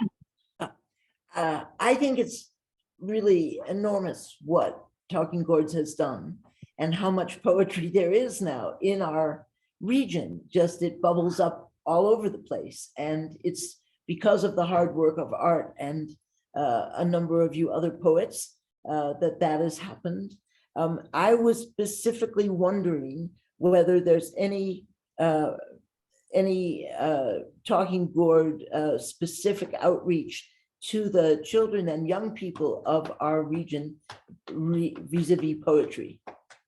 Yes, actually, something that I am personally writing on my own time off anyone's clock at the moment, and will probably be undertaking come April, is a program called The Poet Is Me, designed for third graders that will be presented to all of the third grade classes across the Telluride School District.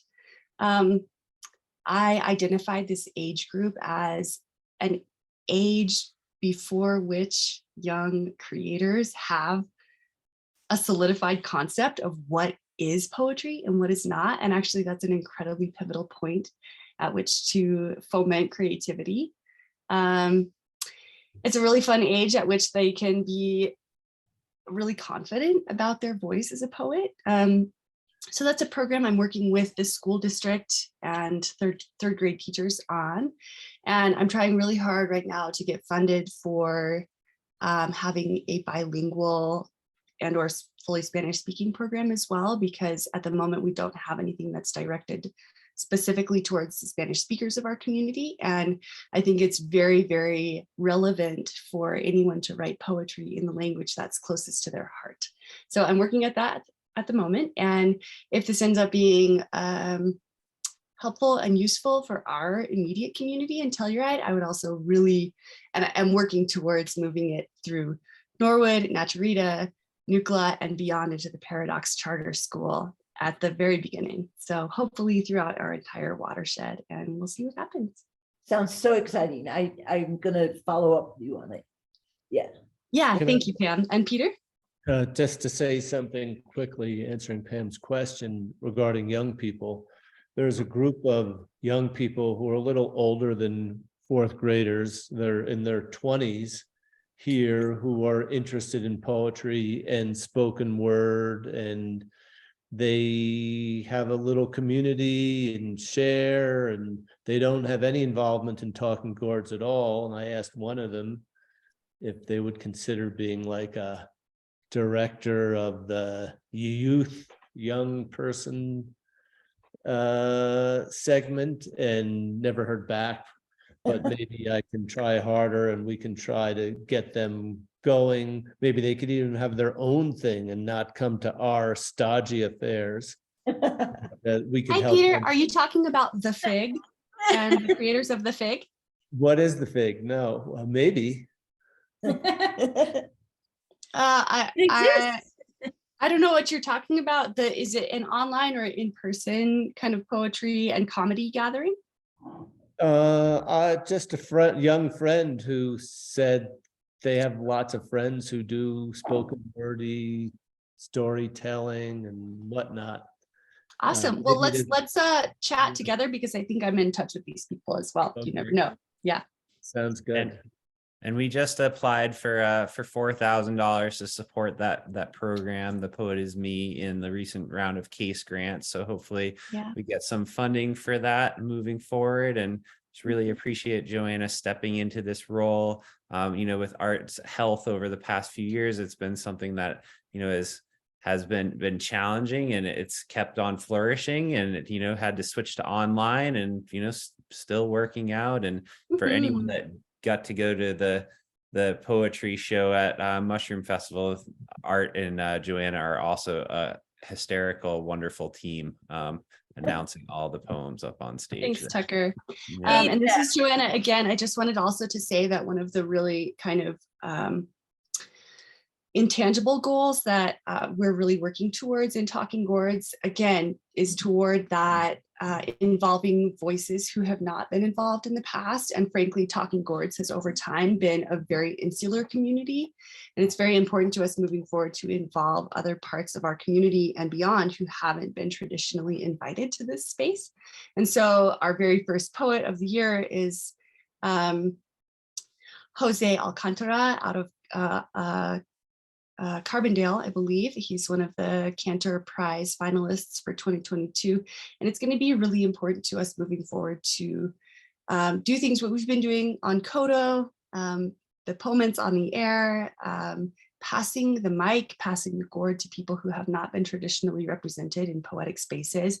And you know what that means is that I have to work extra hard. Everyone on our team has to work extra hard, and that includes Art, to reach out to people who aren't established, who aren't famous, who aren't wealthy poets. And that requires a lot of extra work. So I just want to say to all of you, if anything anything in these conversations that involves like talking about, oh, we're trying to expand our reach, that means that people who are already really hardworking and underfunded are working really hard on their own time to find ways to include people who haven't been included in the past. So thank you all for considering that, and understand that that means a lot of concrete work. And it also means a lot of paying people who haven't been paid enough in the past. So thank you all for talking about that concrete stuff, because that's how this work happens. If anyone else has questions, please feel free. I think I'm at my 5 minutes plus. Feel free to email me anytime. I would love to chat more about some of the concrete ways that this is all happening. So thank you all for this program. Awesome.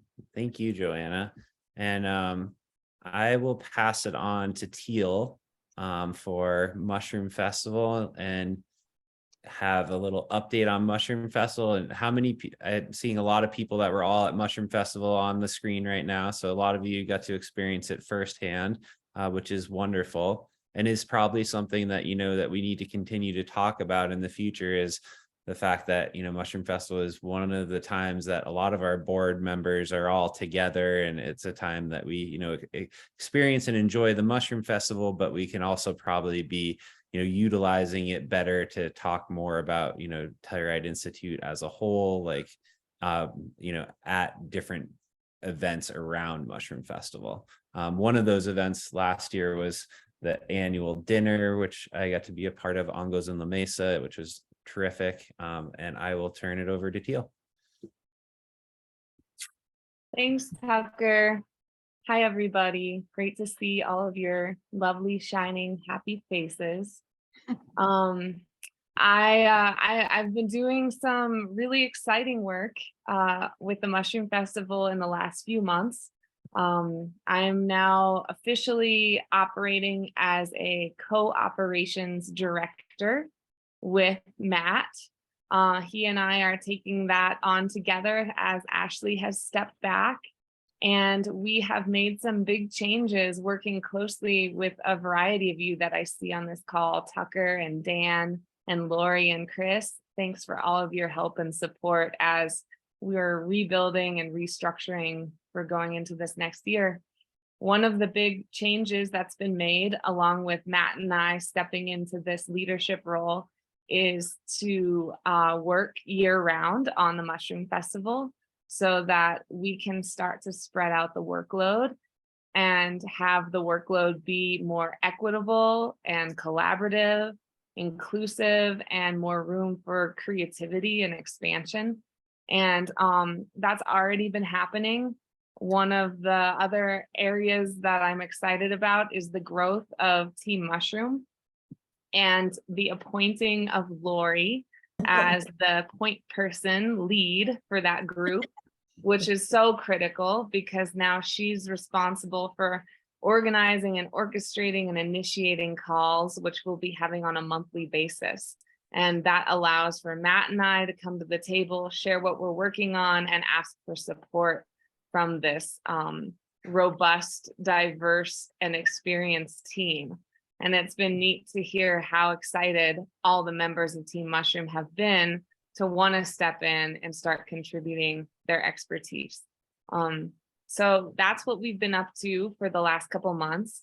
And we've also been starting the process of building out collaborations that can serve as partnership strengtheners and funding mechanisms in the future, such as a collaborative partnership with our artists who designed the t-shirt this last year and all the festival artwork. Chris Adams is now selling t-shirts through his platform and contributing 25% of the proceeds to support our student scholarship, the Linkoff Scholarship. And that kind of opens the door for us. And now that we have a year-round time frame for building, to do more creative partnerships of that nature.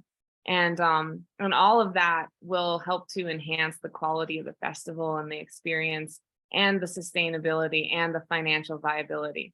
And it just makes everybody happier who's involved with it, so that we're not spread too thin and the process is not as much of a scramble, which also leaves space for us to enjoy being educated in the world of fungi. This next year, we also have some celebrity presenters possibly lined up. There's still a bit of work to do before they're fully committed. But we've been talking about bringing in Merlin and Cosmo Sheldrake, as well as Paul Stamets. And with the passing of Prop 122, we're expecting a fireworks year of attendance and success with the festival. So all of that has kind of like the foundation has been laid. And now we're deep in the process of building our structure on top of that. So it's very exciting, and I can feel the energy and momentum from this group. And I'm very grateful to Tucker for having put in a lot of hard work as kind of the liaison with the Telluride Mushroom Festival and TI to put some of the building blocks in place that are catapulting us into this next year. And let's see, I think that's the majority of what I have to say for now.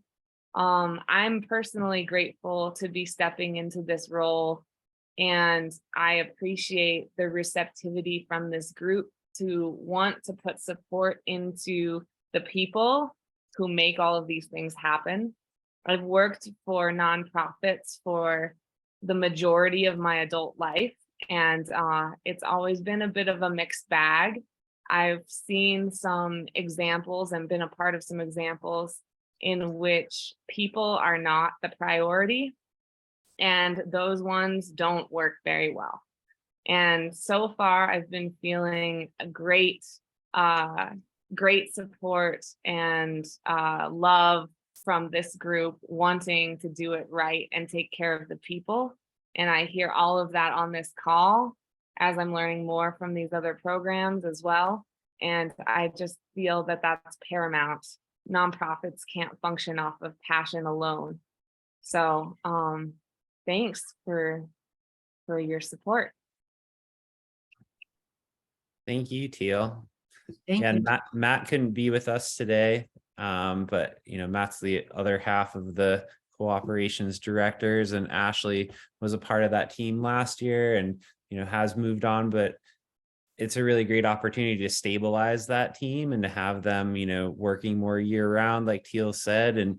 And just for all of you, life as a contractor living in an expensive place is challenging, and so being able to smooth out that year or two, I think was the right decision. And I'm really excited that that's what's happened with these roles, because keeping people is what helps these programs. And we've lost a bunch of people with Telluride Institute, and the numbers that I've seen is that when you lose a person, you basically have to put in an additional half a year of their salary to get a new person up to speed with where that person left off. So just for people to think about that investment pays off in dividends, down the road, because those transition periods are challenging. And when you have good people, it's just essential to keep them on board. I see Dan's hand raised. I don't mean to interrupt, only to say that I think we've been going 2 hours, and I personally would appreciate a 3-minute break. And yeah, let's take a 3-minute break, and then we'll go on to Leah with our WEP update. And I want to say goodbye to everybody. I have to jump off. Thanks so much, Tucker, for allowing me to share about the Mushroom Festival. And I look forward to hearing from any or all of you as we launch into the next chapter. Thanks, Teal. Thank you, Teal. Thank you, Teal. Hey, Teal, I'm just so excited about what's going on. And so did you have a chance to look at some of those YouTubes? What do you think? If anyone wants to get up and take a break, this is your chance. I haven't looked at those links yet, Lori, but thank you so much for sending all that information. Your email is awesome. Yeah, Pam, you know Merlin and Cosmo Sheldrake, right? You know the Sheldrakes. I know who they are. I don't know personally. But they would be amazing to have them. I had read, I'd read Merlin's book, or started it, got halfway through, typical me. And then, but just watching their YouTubes, there's a fantastic interview with between Michael Pollan and Sheldrake. It's just another, he brings another level of talking about the fungal community that we just don't have. I mean, we have the super scientific, and then the total entheogenic, sort of not tied to science and soil and the living world, but he's just right in the middle there and does such a beautiful job. And then I'm just smitten with him and his brother, who's a musician, and they do this beautiful work together. Taking it very much, directly from Secret Life of Plants, where they're sampling the electrical signals in fungal networks, and that's the percussion. And then they do this beautiful, kind of keyboard on top. They're just I look Oh, forward to makes your being, heart go boom. I look forward to being likewise smitten. I think they Yeah, sound. yeah. Look them up on, look them up. Look up Merlin and Cosmo together and you'll get some of their musical stuff. And I'm going to go take advantage of the break. But, Thanks, Lori. I'll see you tomorrow. okay, see you tomorrow. Bye.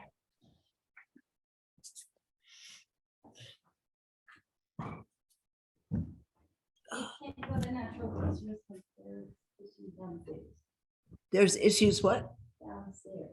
Oh dear. We'll just have to get some milk here in town. Yogurt and stuff. Well, I may not be needed now. I don't know if I'm needed.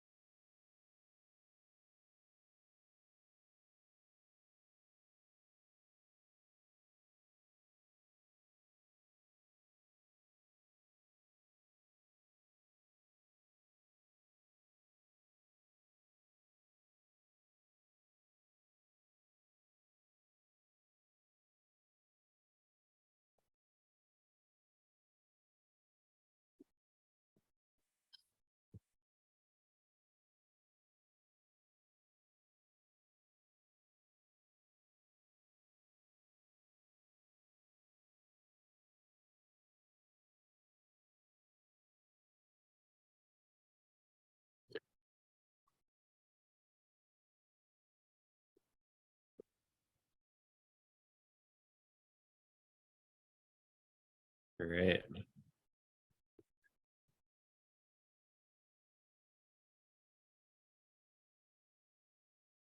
Great. It looks like people are starting to come back. Thanks for that suggestion, Dan.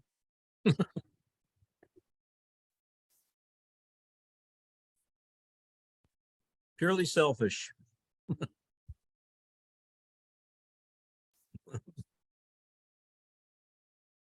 Great. All right, so up next, we'll have Leah talk about WEP. But I'd also like to add that Leah has also started helping me out with a youth ski day, which is something that is probably our next largest upcoming event that we have on our tentatively on our calendar for the 16th through the 18th. Yeah. So, gosh, where to start? So back in April, when I took over this position, I focused on a couple of things throughout the summer, working with Telluride Academy and Pinhead to add some more of WEP into summer programs around Telluride. And that was successful. And Sophie has reached out to have me do that again for Telluride Academy this summer, and hopefully completely design a program for them around my interests, which I think is an awesome opportunity. I don't know what I'm going to do yet, but her and I are going to meet soon. And then Pinhead also reached out to us about wanting to collaborate more over the summer. And so Evan and I had mentioned earlier, are creating a Roots, Shoots, and Fruits summer camp program for kids. I believe we said 8 to 12. And we'll kind of start with soil health and work our way up into greater like concepts of agriculture and what that looks like in our community. Yeah, this is from one of the recent WEP trips. But then I kind of shifted my focus to work towards creating curriculum for the watershed education program that emphasized food, water, energy, and climate systems. I think especially with the way the world looks now, if we don't find ways to integrate and overlap environmental issues, then it's always going to feel disconnected. So I felt like Fuse curriculum was the best way to approach kind of shifting pieces of WEP. And then my goal for my master's project was to enhance inclusivity and cross-cultural collaboration within the program. And so every single trip I've done has included that, whether it's through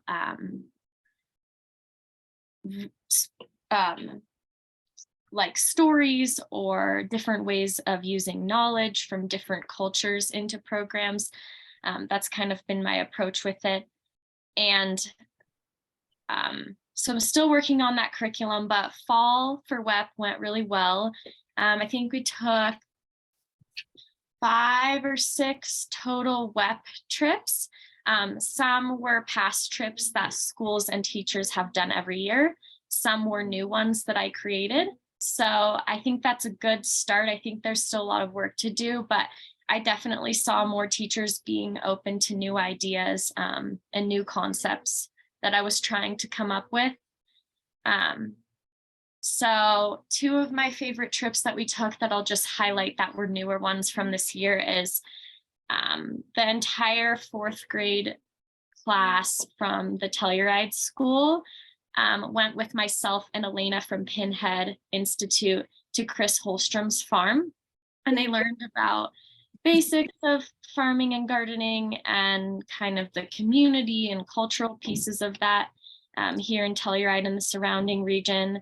And it was a lot of fun for them, aside from the fact that I think they took all of your potatoes unintentionally. Weren't that many? Yeah, that was great. And then the most recent trip I took was with the Norwood 6th grade classroom.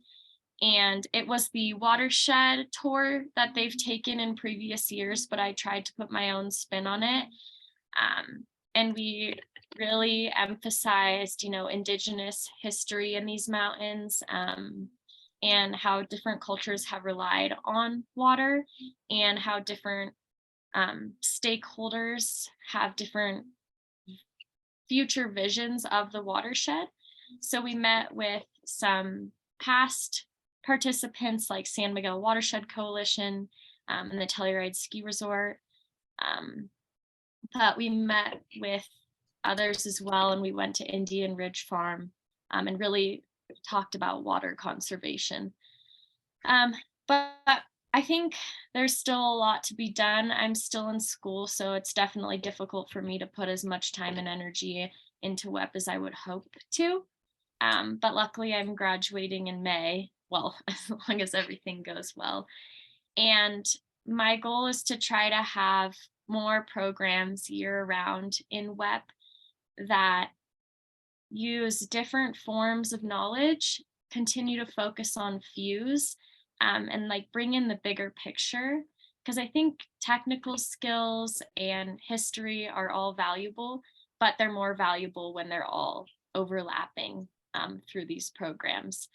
And I also just think our community, especially the kids in our community, need to see these bigger pictures of environmentalism, and not just through a white privileged lens, but through a lens of many other cultures and communities that know a lot more than we do, to be quite honest. And so that's the goal for next year. And the spring, I'm not sure what that will look like yet, but I have a list on the web page of kind of new trip ideas that I created. And so I've had some teachers reach out over the past few months expressing their interest in trying those out. So we will see what happens there. Yay. Thank you, Leah.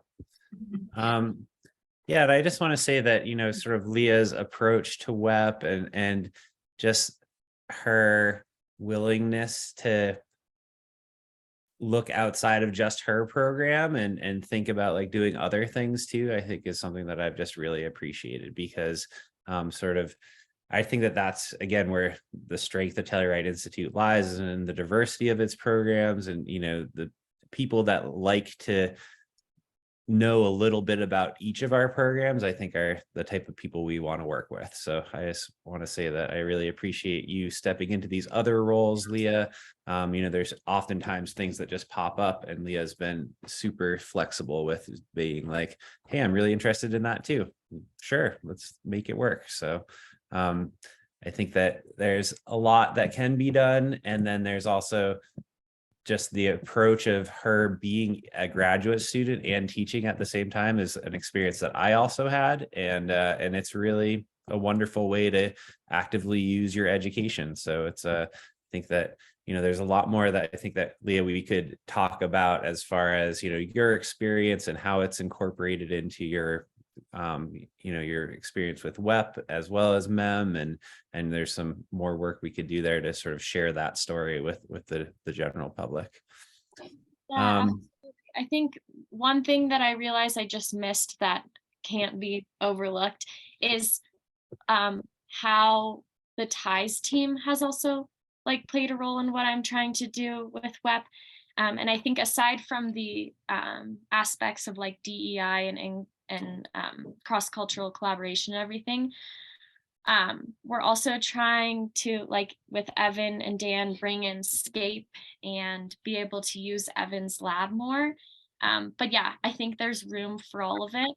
I just have to be a little bit creative sometimes and what that might look like. But I had mentioned earlier of maybe being able to work with Joanna and Talking Gourds, because as part of my project, I wanted to have this notebook that continued throughout WEP, where students and teachers could kind of tell their story and their experience.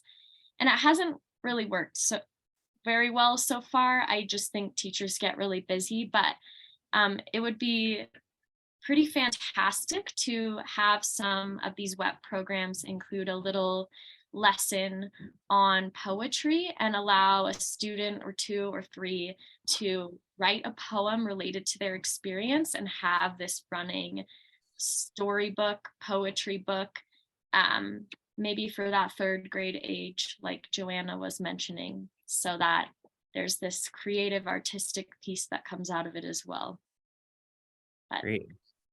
Yeah, I think that again, there's so many of those opportunities, and just knowing these people in these boxes and being able to, you know, reach out to them in person and collaborate, I think is really, again, one of the strengths of Telluride Institute.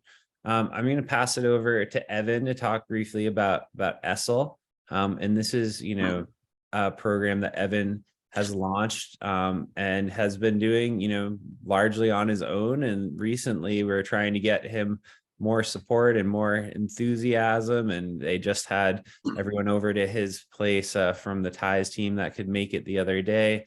But I think that what I really like about Evan's approach is that he's really looking at some of the issues that we're facing as far as like climate action goes, and trying to come up with some, you know, active solutions. And he has this incredible skill set to be able to do that through engineering in a way that most of us don't. So I'll turn it over to Evan. Thank you, Tucker. Hello, everyone. It's good to see so many people on a Zoom call. I only wish we could be in person.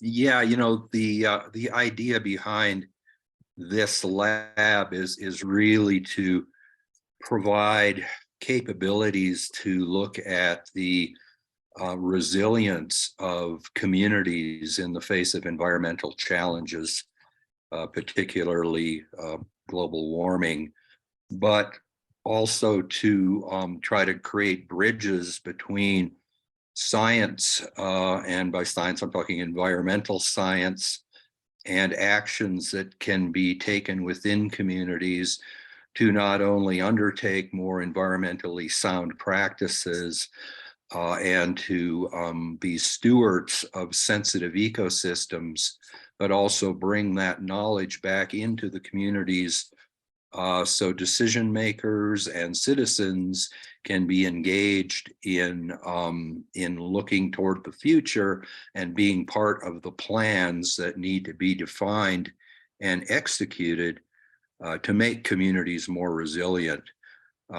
So a lot of the focus I have is on you know, sustainable resources, renewable energy, and then also just environmental studies itself in terms of the unique ecosystems here in the San Juans within the watershed.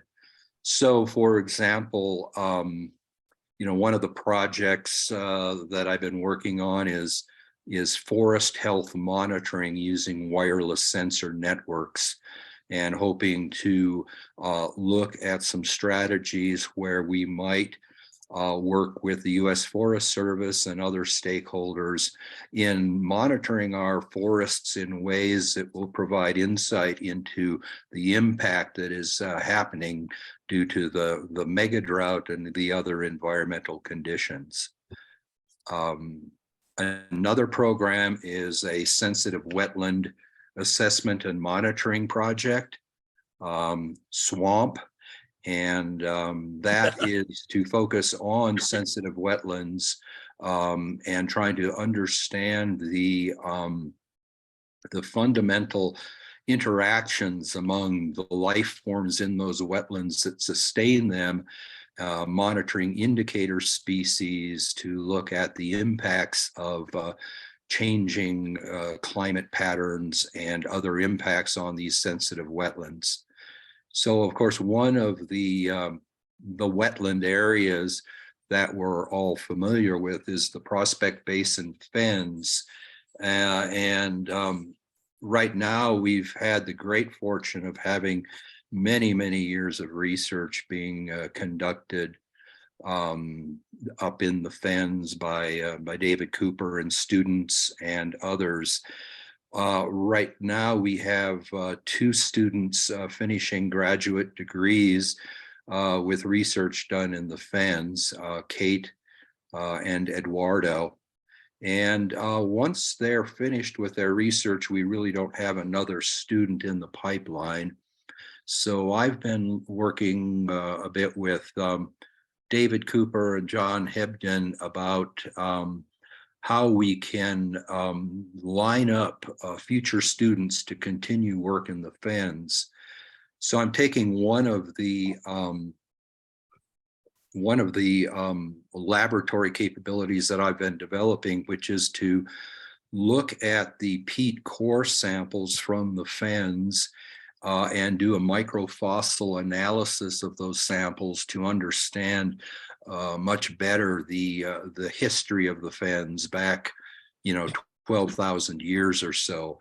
So that's paleoecology using microfossils that are laid down in layers over many years, going back 12,000 years. So I've been up in the fens this fall collecting final core samples, have them now on ice and waiting for the winter months to set in. And I plan to spend a lot of time doing the microscopy on those samples to determine if we can define a research program around the paleoecology of the fens and hopefully bring in some more students in that area. Another thing that the lab is looking at is, again, community resilience in terms of nutritional supplements and the need for nutritional supplements in many communities in mountain zones. This has been done fairly successfully in arid lands using photobioreactors to grow things such as spirulina.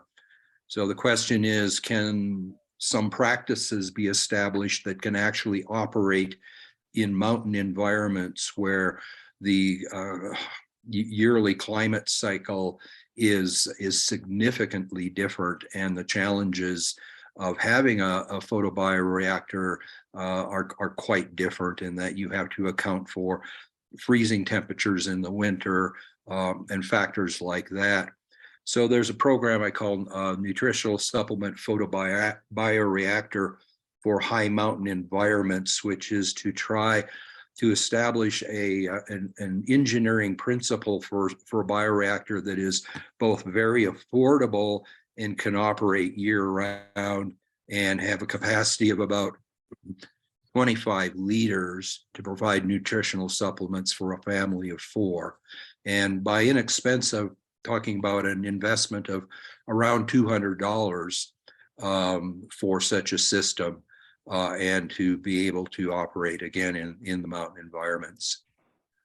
And then one other initiative that's been ongoing is the research partnership with Good Shepherd Ranch.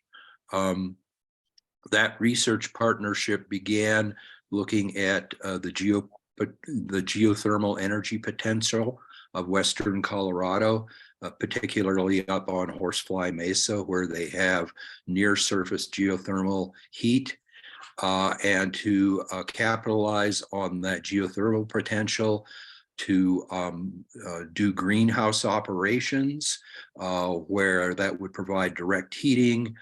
Solar photovoltaics could provide electricity for the operation, and basically have a net zero controlled environment agriculture capability up there, providing leafy greens to the regional community and also serving as a model for future activities in controlled environmental agriculture at high elevations. And in addition to the leafy greens, we would also focus on high elevation medicinal plants, medicinal herbs, mushroom growth, mushrooms for both food and for mycoremediation. So we've worked on 3 different proposals, Department of Energy for 2 of them, and then the U.S. Department of Agriculture. So far, no funding has come from that. But the new initiative we're working on is again, with Good Shepherd Ranch and other partners. It's an eco institute called Shepherding International Eco Institute. It would provide shelter, education, and training for college age refugees, and do a lot of educational work, and also serve as a hub, if you will, for techniques in sustainable agriculture, building effective housing, renewable energy, and a wide range of environmental topics. So again, we continue to brainstorm and seek funding to make that capability happen at Good Shepherd Ranch. And this has a very direct connection potentially to an environmental campus for the Telluride Institute. So that's just some of the highlights, I guess, of things that are in the works. Right now, the lab, I did a little analysis a week or so ago about the lab and kind of the investment, the kind of in-kind investment it brings to the Telluride Institute. And right now the lab has 837 square feet dedicated to it in my house. Has about $42,000 of capital equipment, materials, and supplies. And then right now I'm just looking for sources of funding to pay for students and other people to do research with me, and to make more of an active team to do projects within our community to begin to work towards some of our objectives. So I'll stop there. Wow. Amazing. Really remarkable, really remarkable. You've really got your foot on the pedal on the metal. Well, yeah. It's kind of nice when you're all of a sudden unemployed and have all this extra time. Well, I think it's really exciting. Right at the end, you were talking about the direct connection to the TI campus and the idea of a distributed campus, which Pam has talked about a lot, and we're all very excited about. And to have a concern like that has real income stream potential, and also the idea of attracting researchers internationally, as well as helping to solve some of the refugee crisis to boot, is very, very exciting. Yeah, I just am completely amazed and hopeful about what Good Shepherd Ranch has been trying to do. I just think it's wonderful, and to be part of that is really a privilege. Mm-hmm. Thanks so much, Evan. Let's definitely get you a student this year. I think that each of those projects is MEM worthy, and we definitely should, if it's not a MEM student, even there's other people that just want to work with you. I think that's been an expressed comment from Evan, is he'd like to be doing this with people, and let's find him some good people to do this good science with. And if I lived in Telluride, I would definitely sign up to be your assistant, Evan. Oh, it would be fun. Yeah. But because again, he has this unique skill set that most of us don't have through engineering, that he's seeing the problems, but he's then designing solutions. So yeah. Real quick, you probably saw that Craig, for those of you who don't know, my husband is also on the list, but he's always writing, and he's a deadline.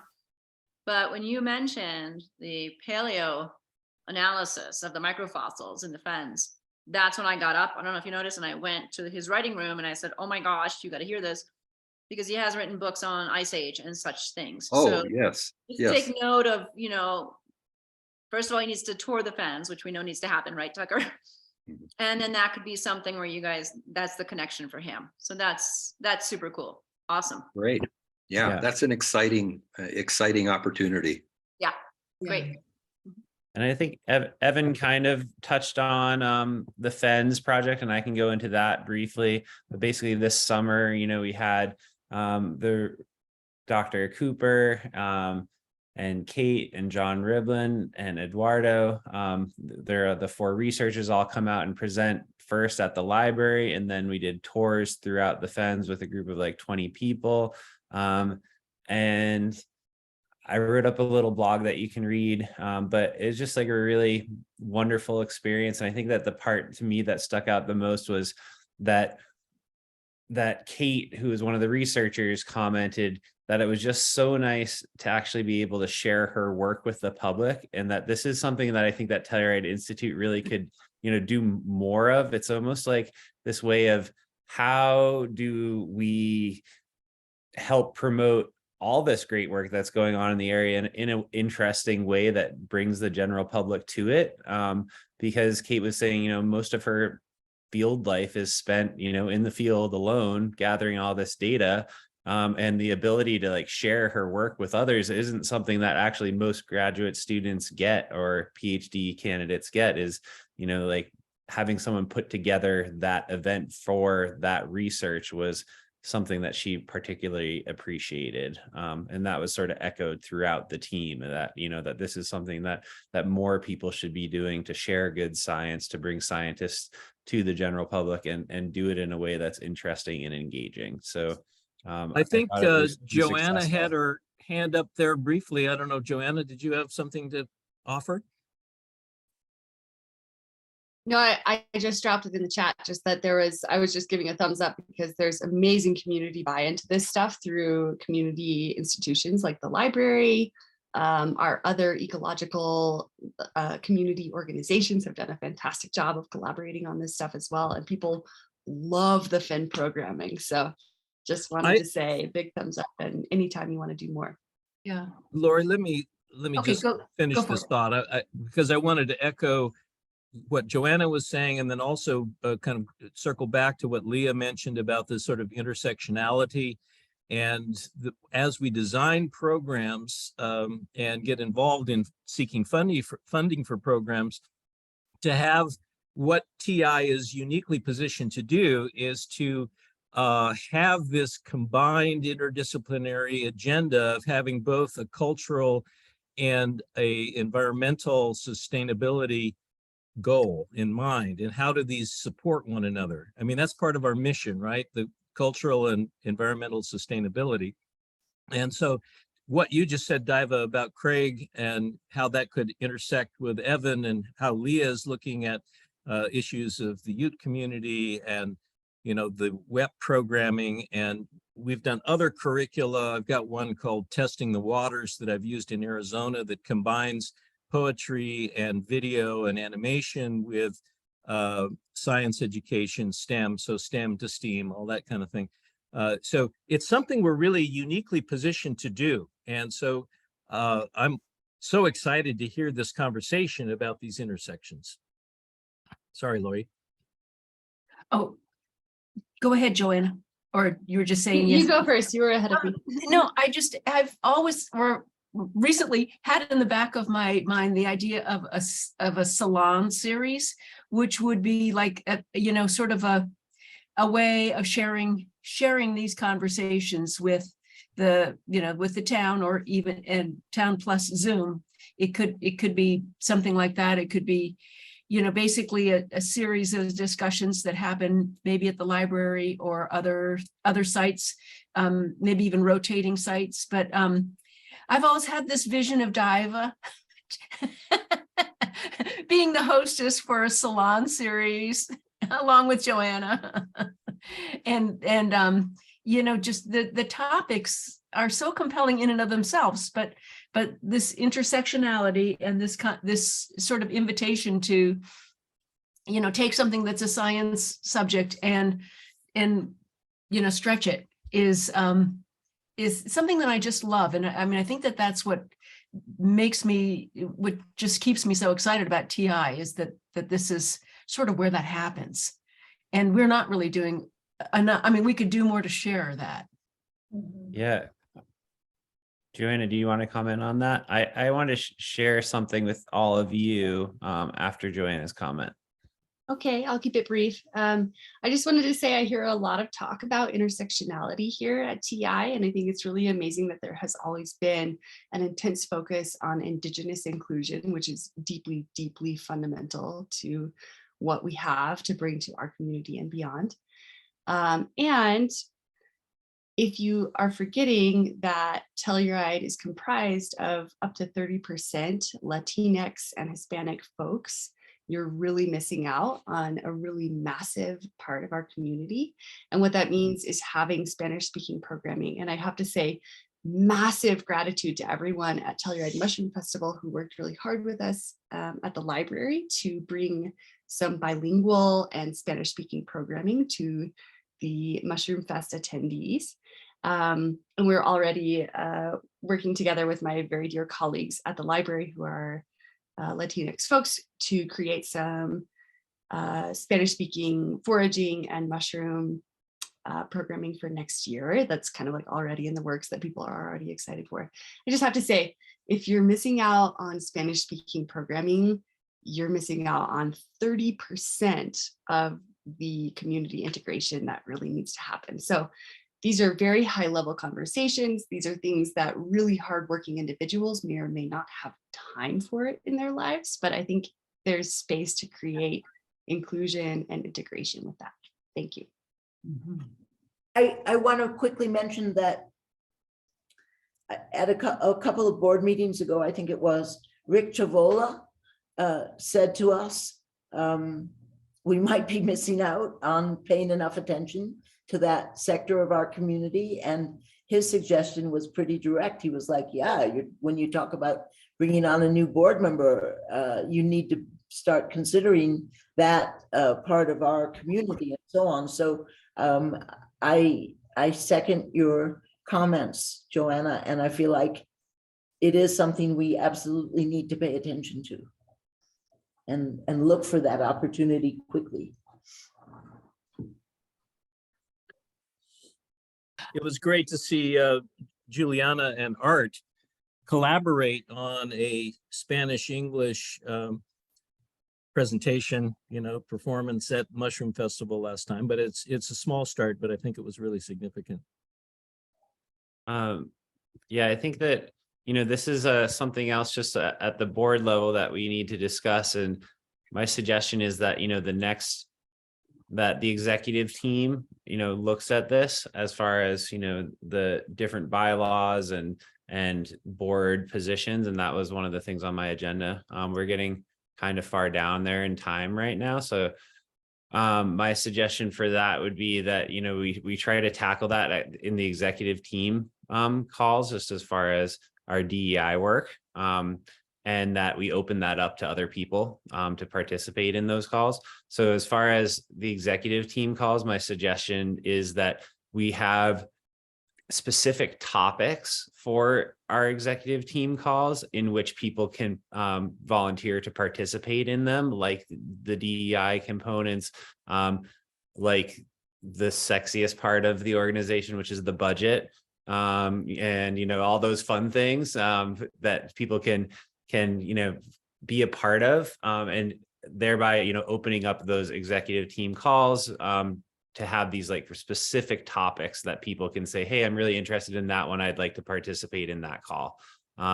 So that's my suggestion there. Just as far as there's again tons of opportunities for cross-pollination between our programs.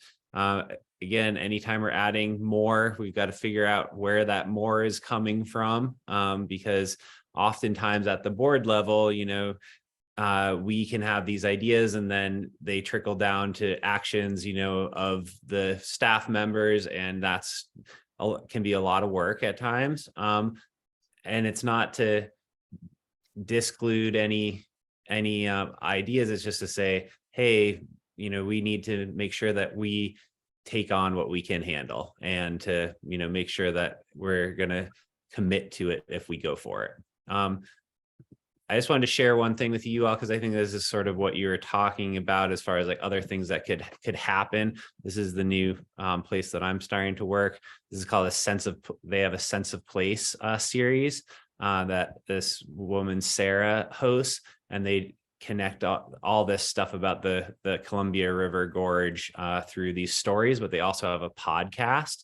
And anyway, it's something I'd like to talk to other people about after this meeting. But I think it echoes a lot of what we're saying as far as like the Fens talk and what the library does with some of their programming. But it's a really fun way of sharing, good information to the general public. And once you do it consistently enough, then it builds up, a following, and it's something that people put on their calendars. And then the other angle of it too is that the podcast is accessible at any time, so that you don't have to be there in person, but you're basically taping these presentations and having them available as podcasts as well. Diva? And podcasts are with the help of local people can be translated into Spanish. Yeah. And then real quick, I just wanted to, so that this makes it into the notes for TI, because this happened up at the Fens talk or on the tour. So I don't know if it made it into any notes. That if we do a fundraiser or something to keep bringing those scientists back or to bring them more often or whatever, that we were going to call it what? A Fenraiser. Yep. Love those words. And That's fantastic. Oh, yeah, I think just because of the era that art's from, I always think of like the merry fensters, merry pranksters. So but yeah, there's lots of, Chris had a sign that said like, friends don't let fens dry up at the presentation. So right now we've got 20 minutes left. And what I'm going to suggest is that, we've spent a lot of time talking about, what we're doing. Am I missing anyone? Dan, would you like to present on SCAPE? Well, just briefly, we're making Yeah. progress. I did get a little grant to continue the development of the app, which is very exciting. So we have a pair of programmers in Berlin who are helping us bring that to the next level. The other thing I'm just going to put in the chat is apropos what we were just talking about in terms of stories of place and a sense of place, is the Testing the Waters curriculum that I created a couple years ago for Arizona high school students that does combine STEM and art. I think there's not much to report beyond that, Tucker, but thank you for the opportunity.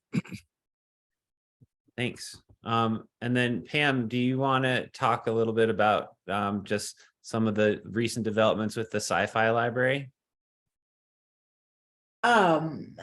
Well, some of the developments have been, as you pointed out earlier, in terms of the physical plant, because the library is destined for the enormous basement of this building, the building that I'm talking to you from on Main Street.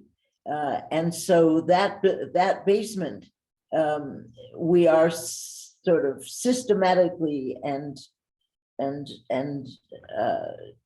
courageously emptying it out and putting all the books that are already in there, which are our books, into 2 new 20-foot containers that are up on the mesa.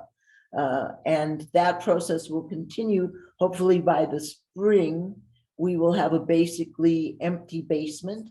And then we can begin the next layer of the work, which is, for instance, to dig a test hole in the floor to see where the, how far down it gets before we hit rock, because we would like to carve out that floor for another foot or 18 inches or even possibly 2 feet, thus to make a higher space.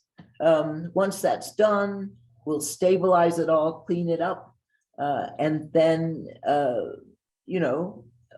we should be getting close to the point where we can put in the shelves and start actually putting in the books. We decided to go ahead and do it in that order rather than have a whole capital campaign before we got the books on shelves, because we feel that to the degree that we may have to raise some money, it's going to be easier to raise it when the library is to some degree an actual going concern rather than a twinkle in our eye. Then we've had some interesting meetings recently.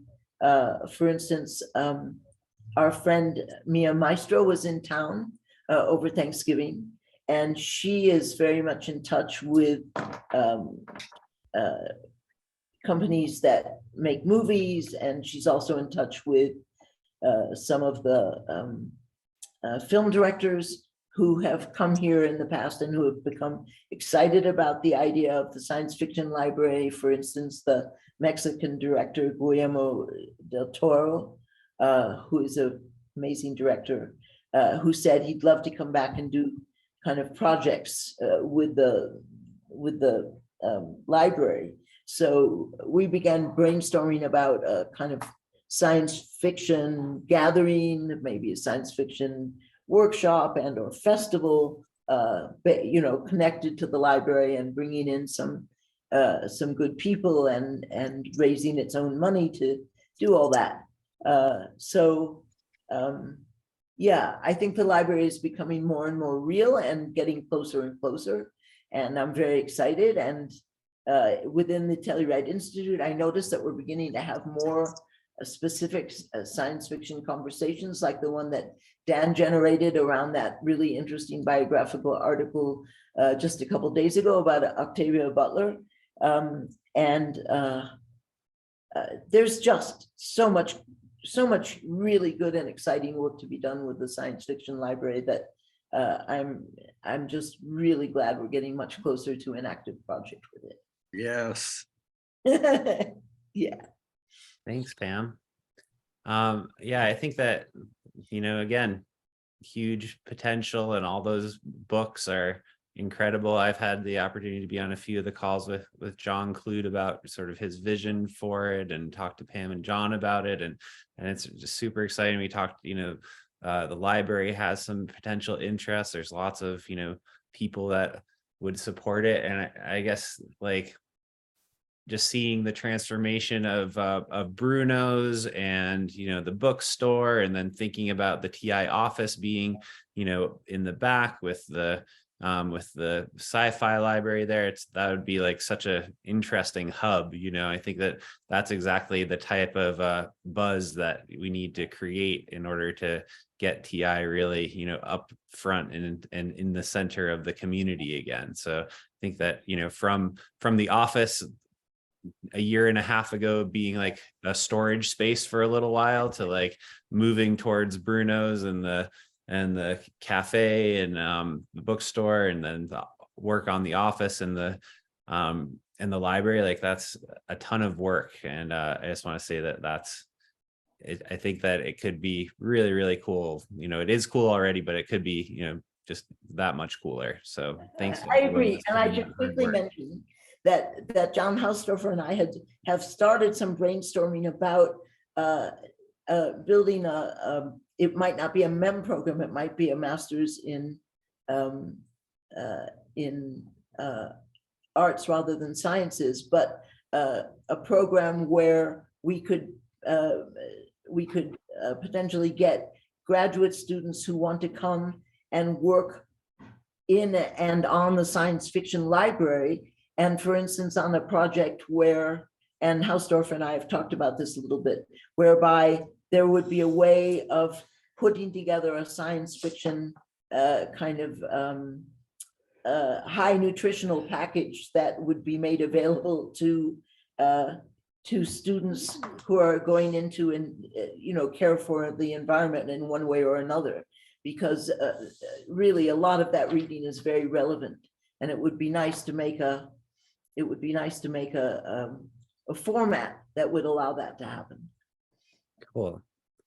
And we've got 10 minutes left. I'd like to just say that the budget is a work in progress with my transition, and we basically find out about grants coming in the next month and a half to 2 months.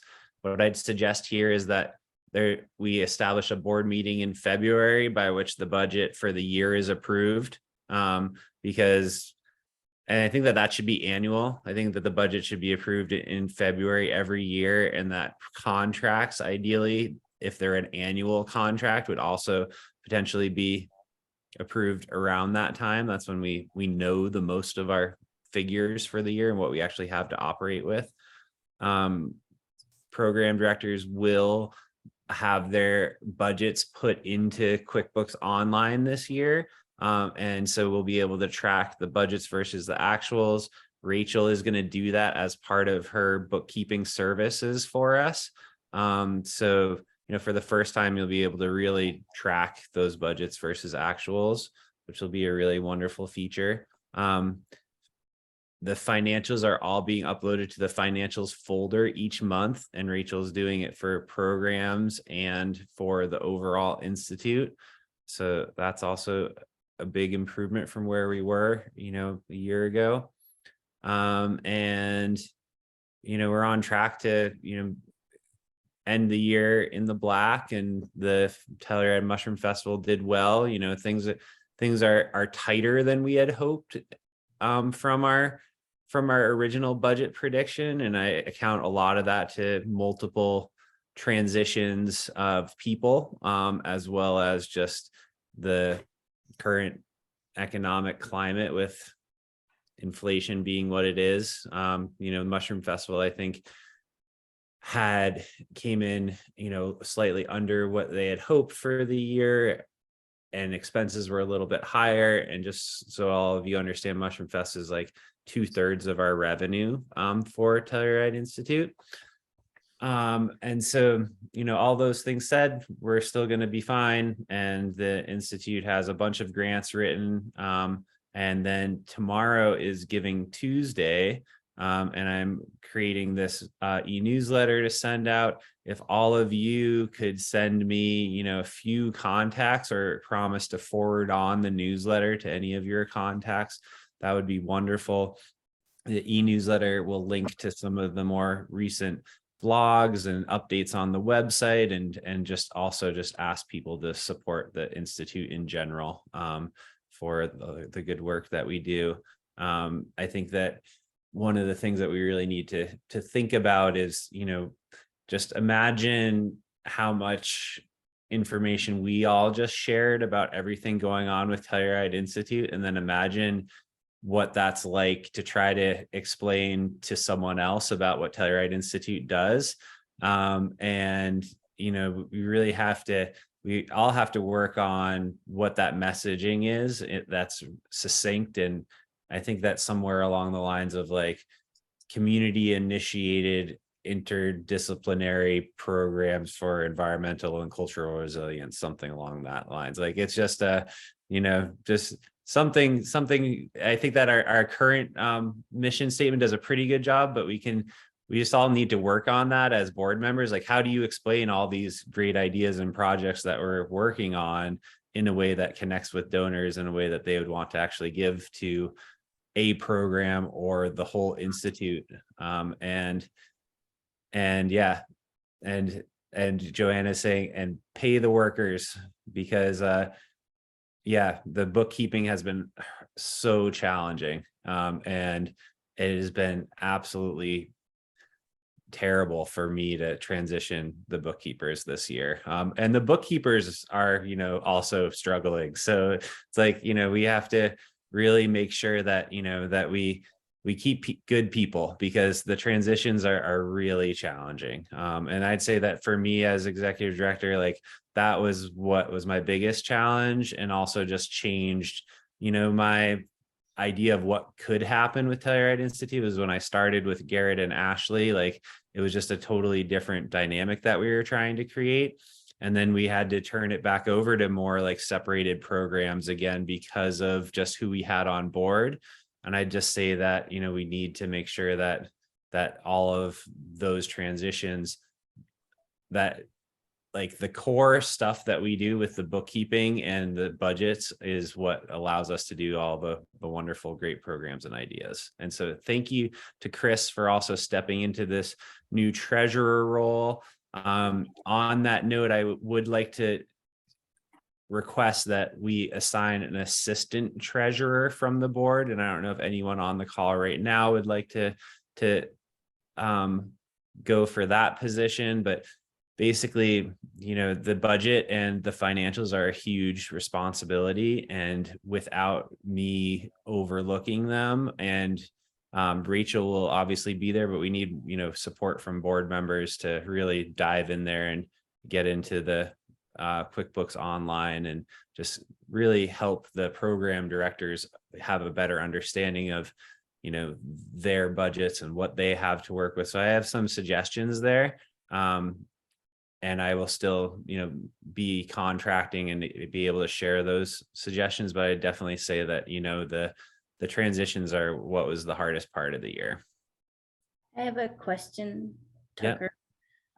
One thing that's been on my mind is just to make sure that whatever grants are coming up, there is a specific person who is going to follow it all the way through and make sure that we can do everything we've said we'll do when we receive those monies. And if there are grants that we receive that we're not in a position to do that work because of you stepping away, we need to know that up front so that we don't end up taking money that we can't really account for. Yeah. Like Yeah. the UN summit. Well, I think that for the grants, I applied mostly for WEP. So that's the majority of the fundraising. And then for Joanna's program with what is it? The Poet Is Me or something, Joanna. And then, a little bit for FENS. But most of the grant funding is for WEP. And so Leah should be in place to, hopefully help make those things happen. And then some of the grants support our ongoing Indigenous programs like our Youth Ski Day. And then we can talk more about, different like who's going to be the one that oversees the grants. But I think that we should assign that to, one board member who's familiar with grants to double check in with people about their grants and just sort of as a reminder, like, hey, have you done this? We started a whole grant sheet and everything. And I don't want to go too far in the weeds here, but we will definitely make sure that all those grants that I applied to are transitioned to the TIES team, because most of them are for WEP and FENS and the TIES team. Fantastic. Yeah. But thank you. Yeah. And just so everyone knows, like the work that Dan put into getting our Google Drive up and running and having a place to store all these things is wonderful. And we definitely need to keep on doing our work on sort of just keeping it tidy in there, because we and sharing the right systems for the folders and everything like that. So that's just more to-dos as an organization. Diva?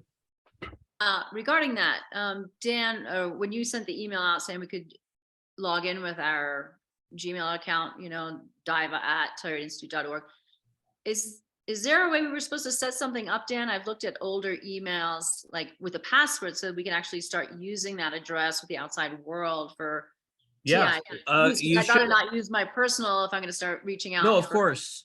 And you should have gotten a follow-up, automatically generated evite from the Google Workspace team.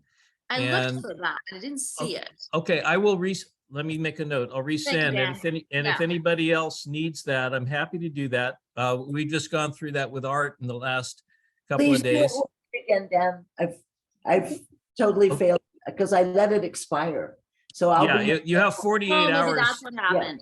Yeah. Okay. Once the invitation goes out, it's 48 hours. Correct. Cool. And the other thing that it's a slow migration process because there's still a lot of stuff on the wiki, the Telluride Institute wiki that we've used since 2008.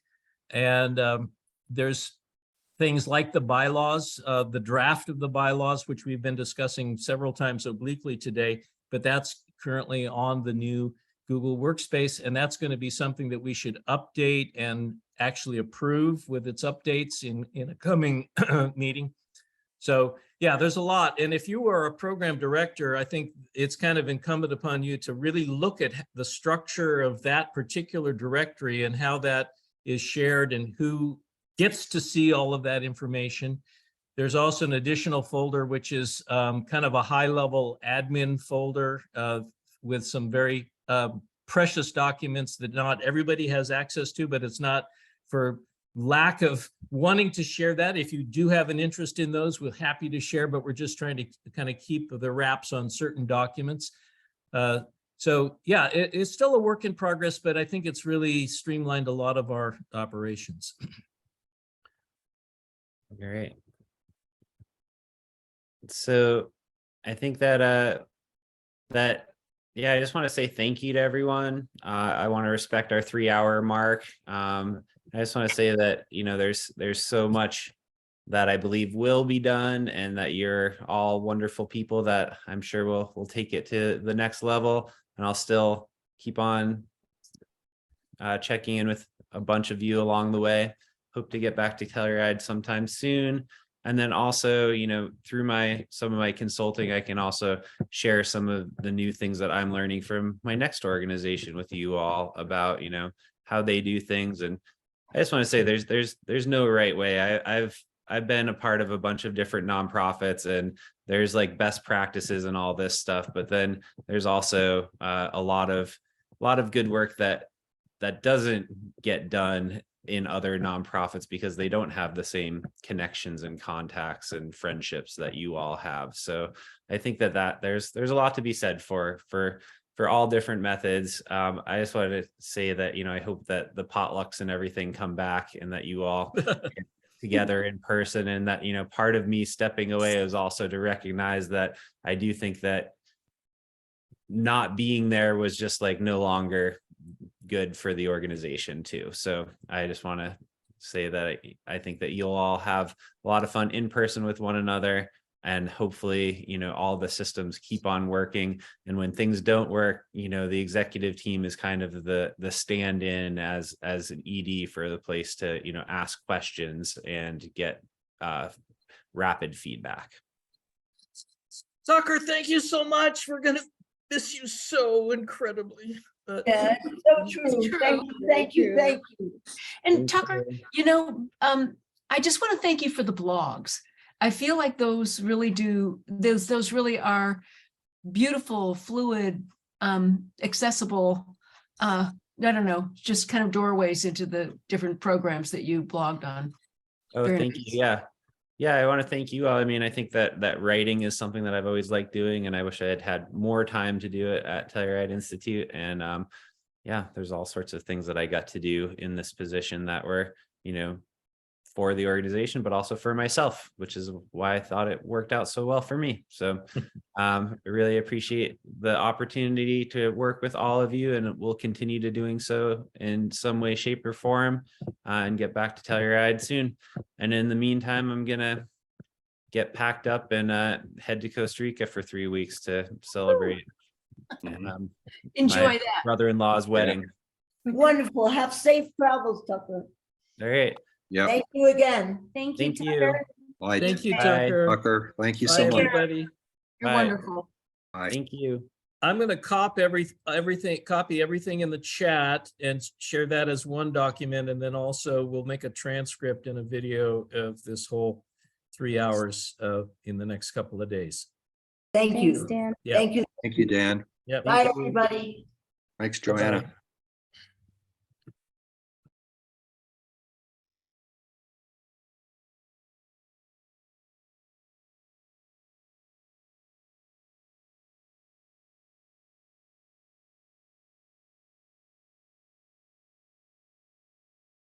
Hey, Ann, are you the last one on the call?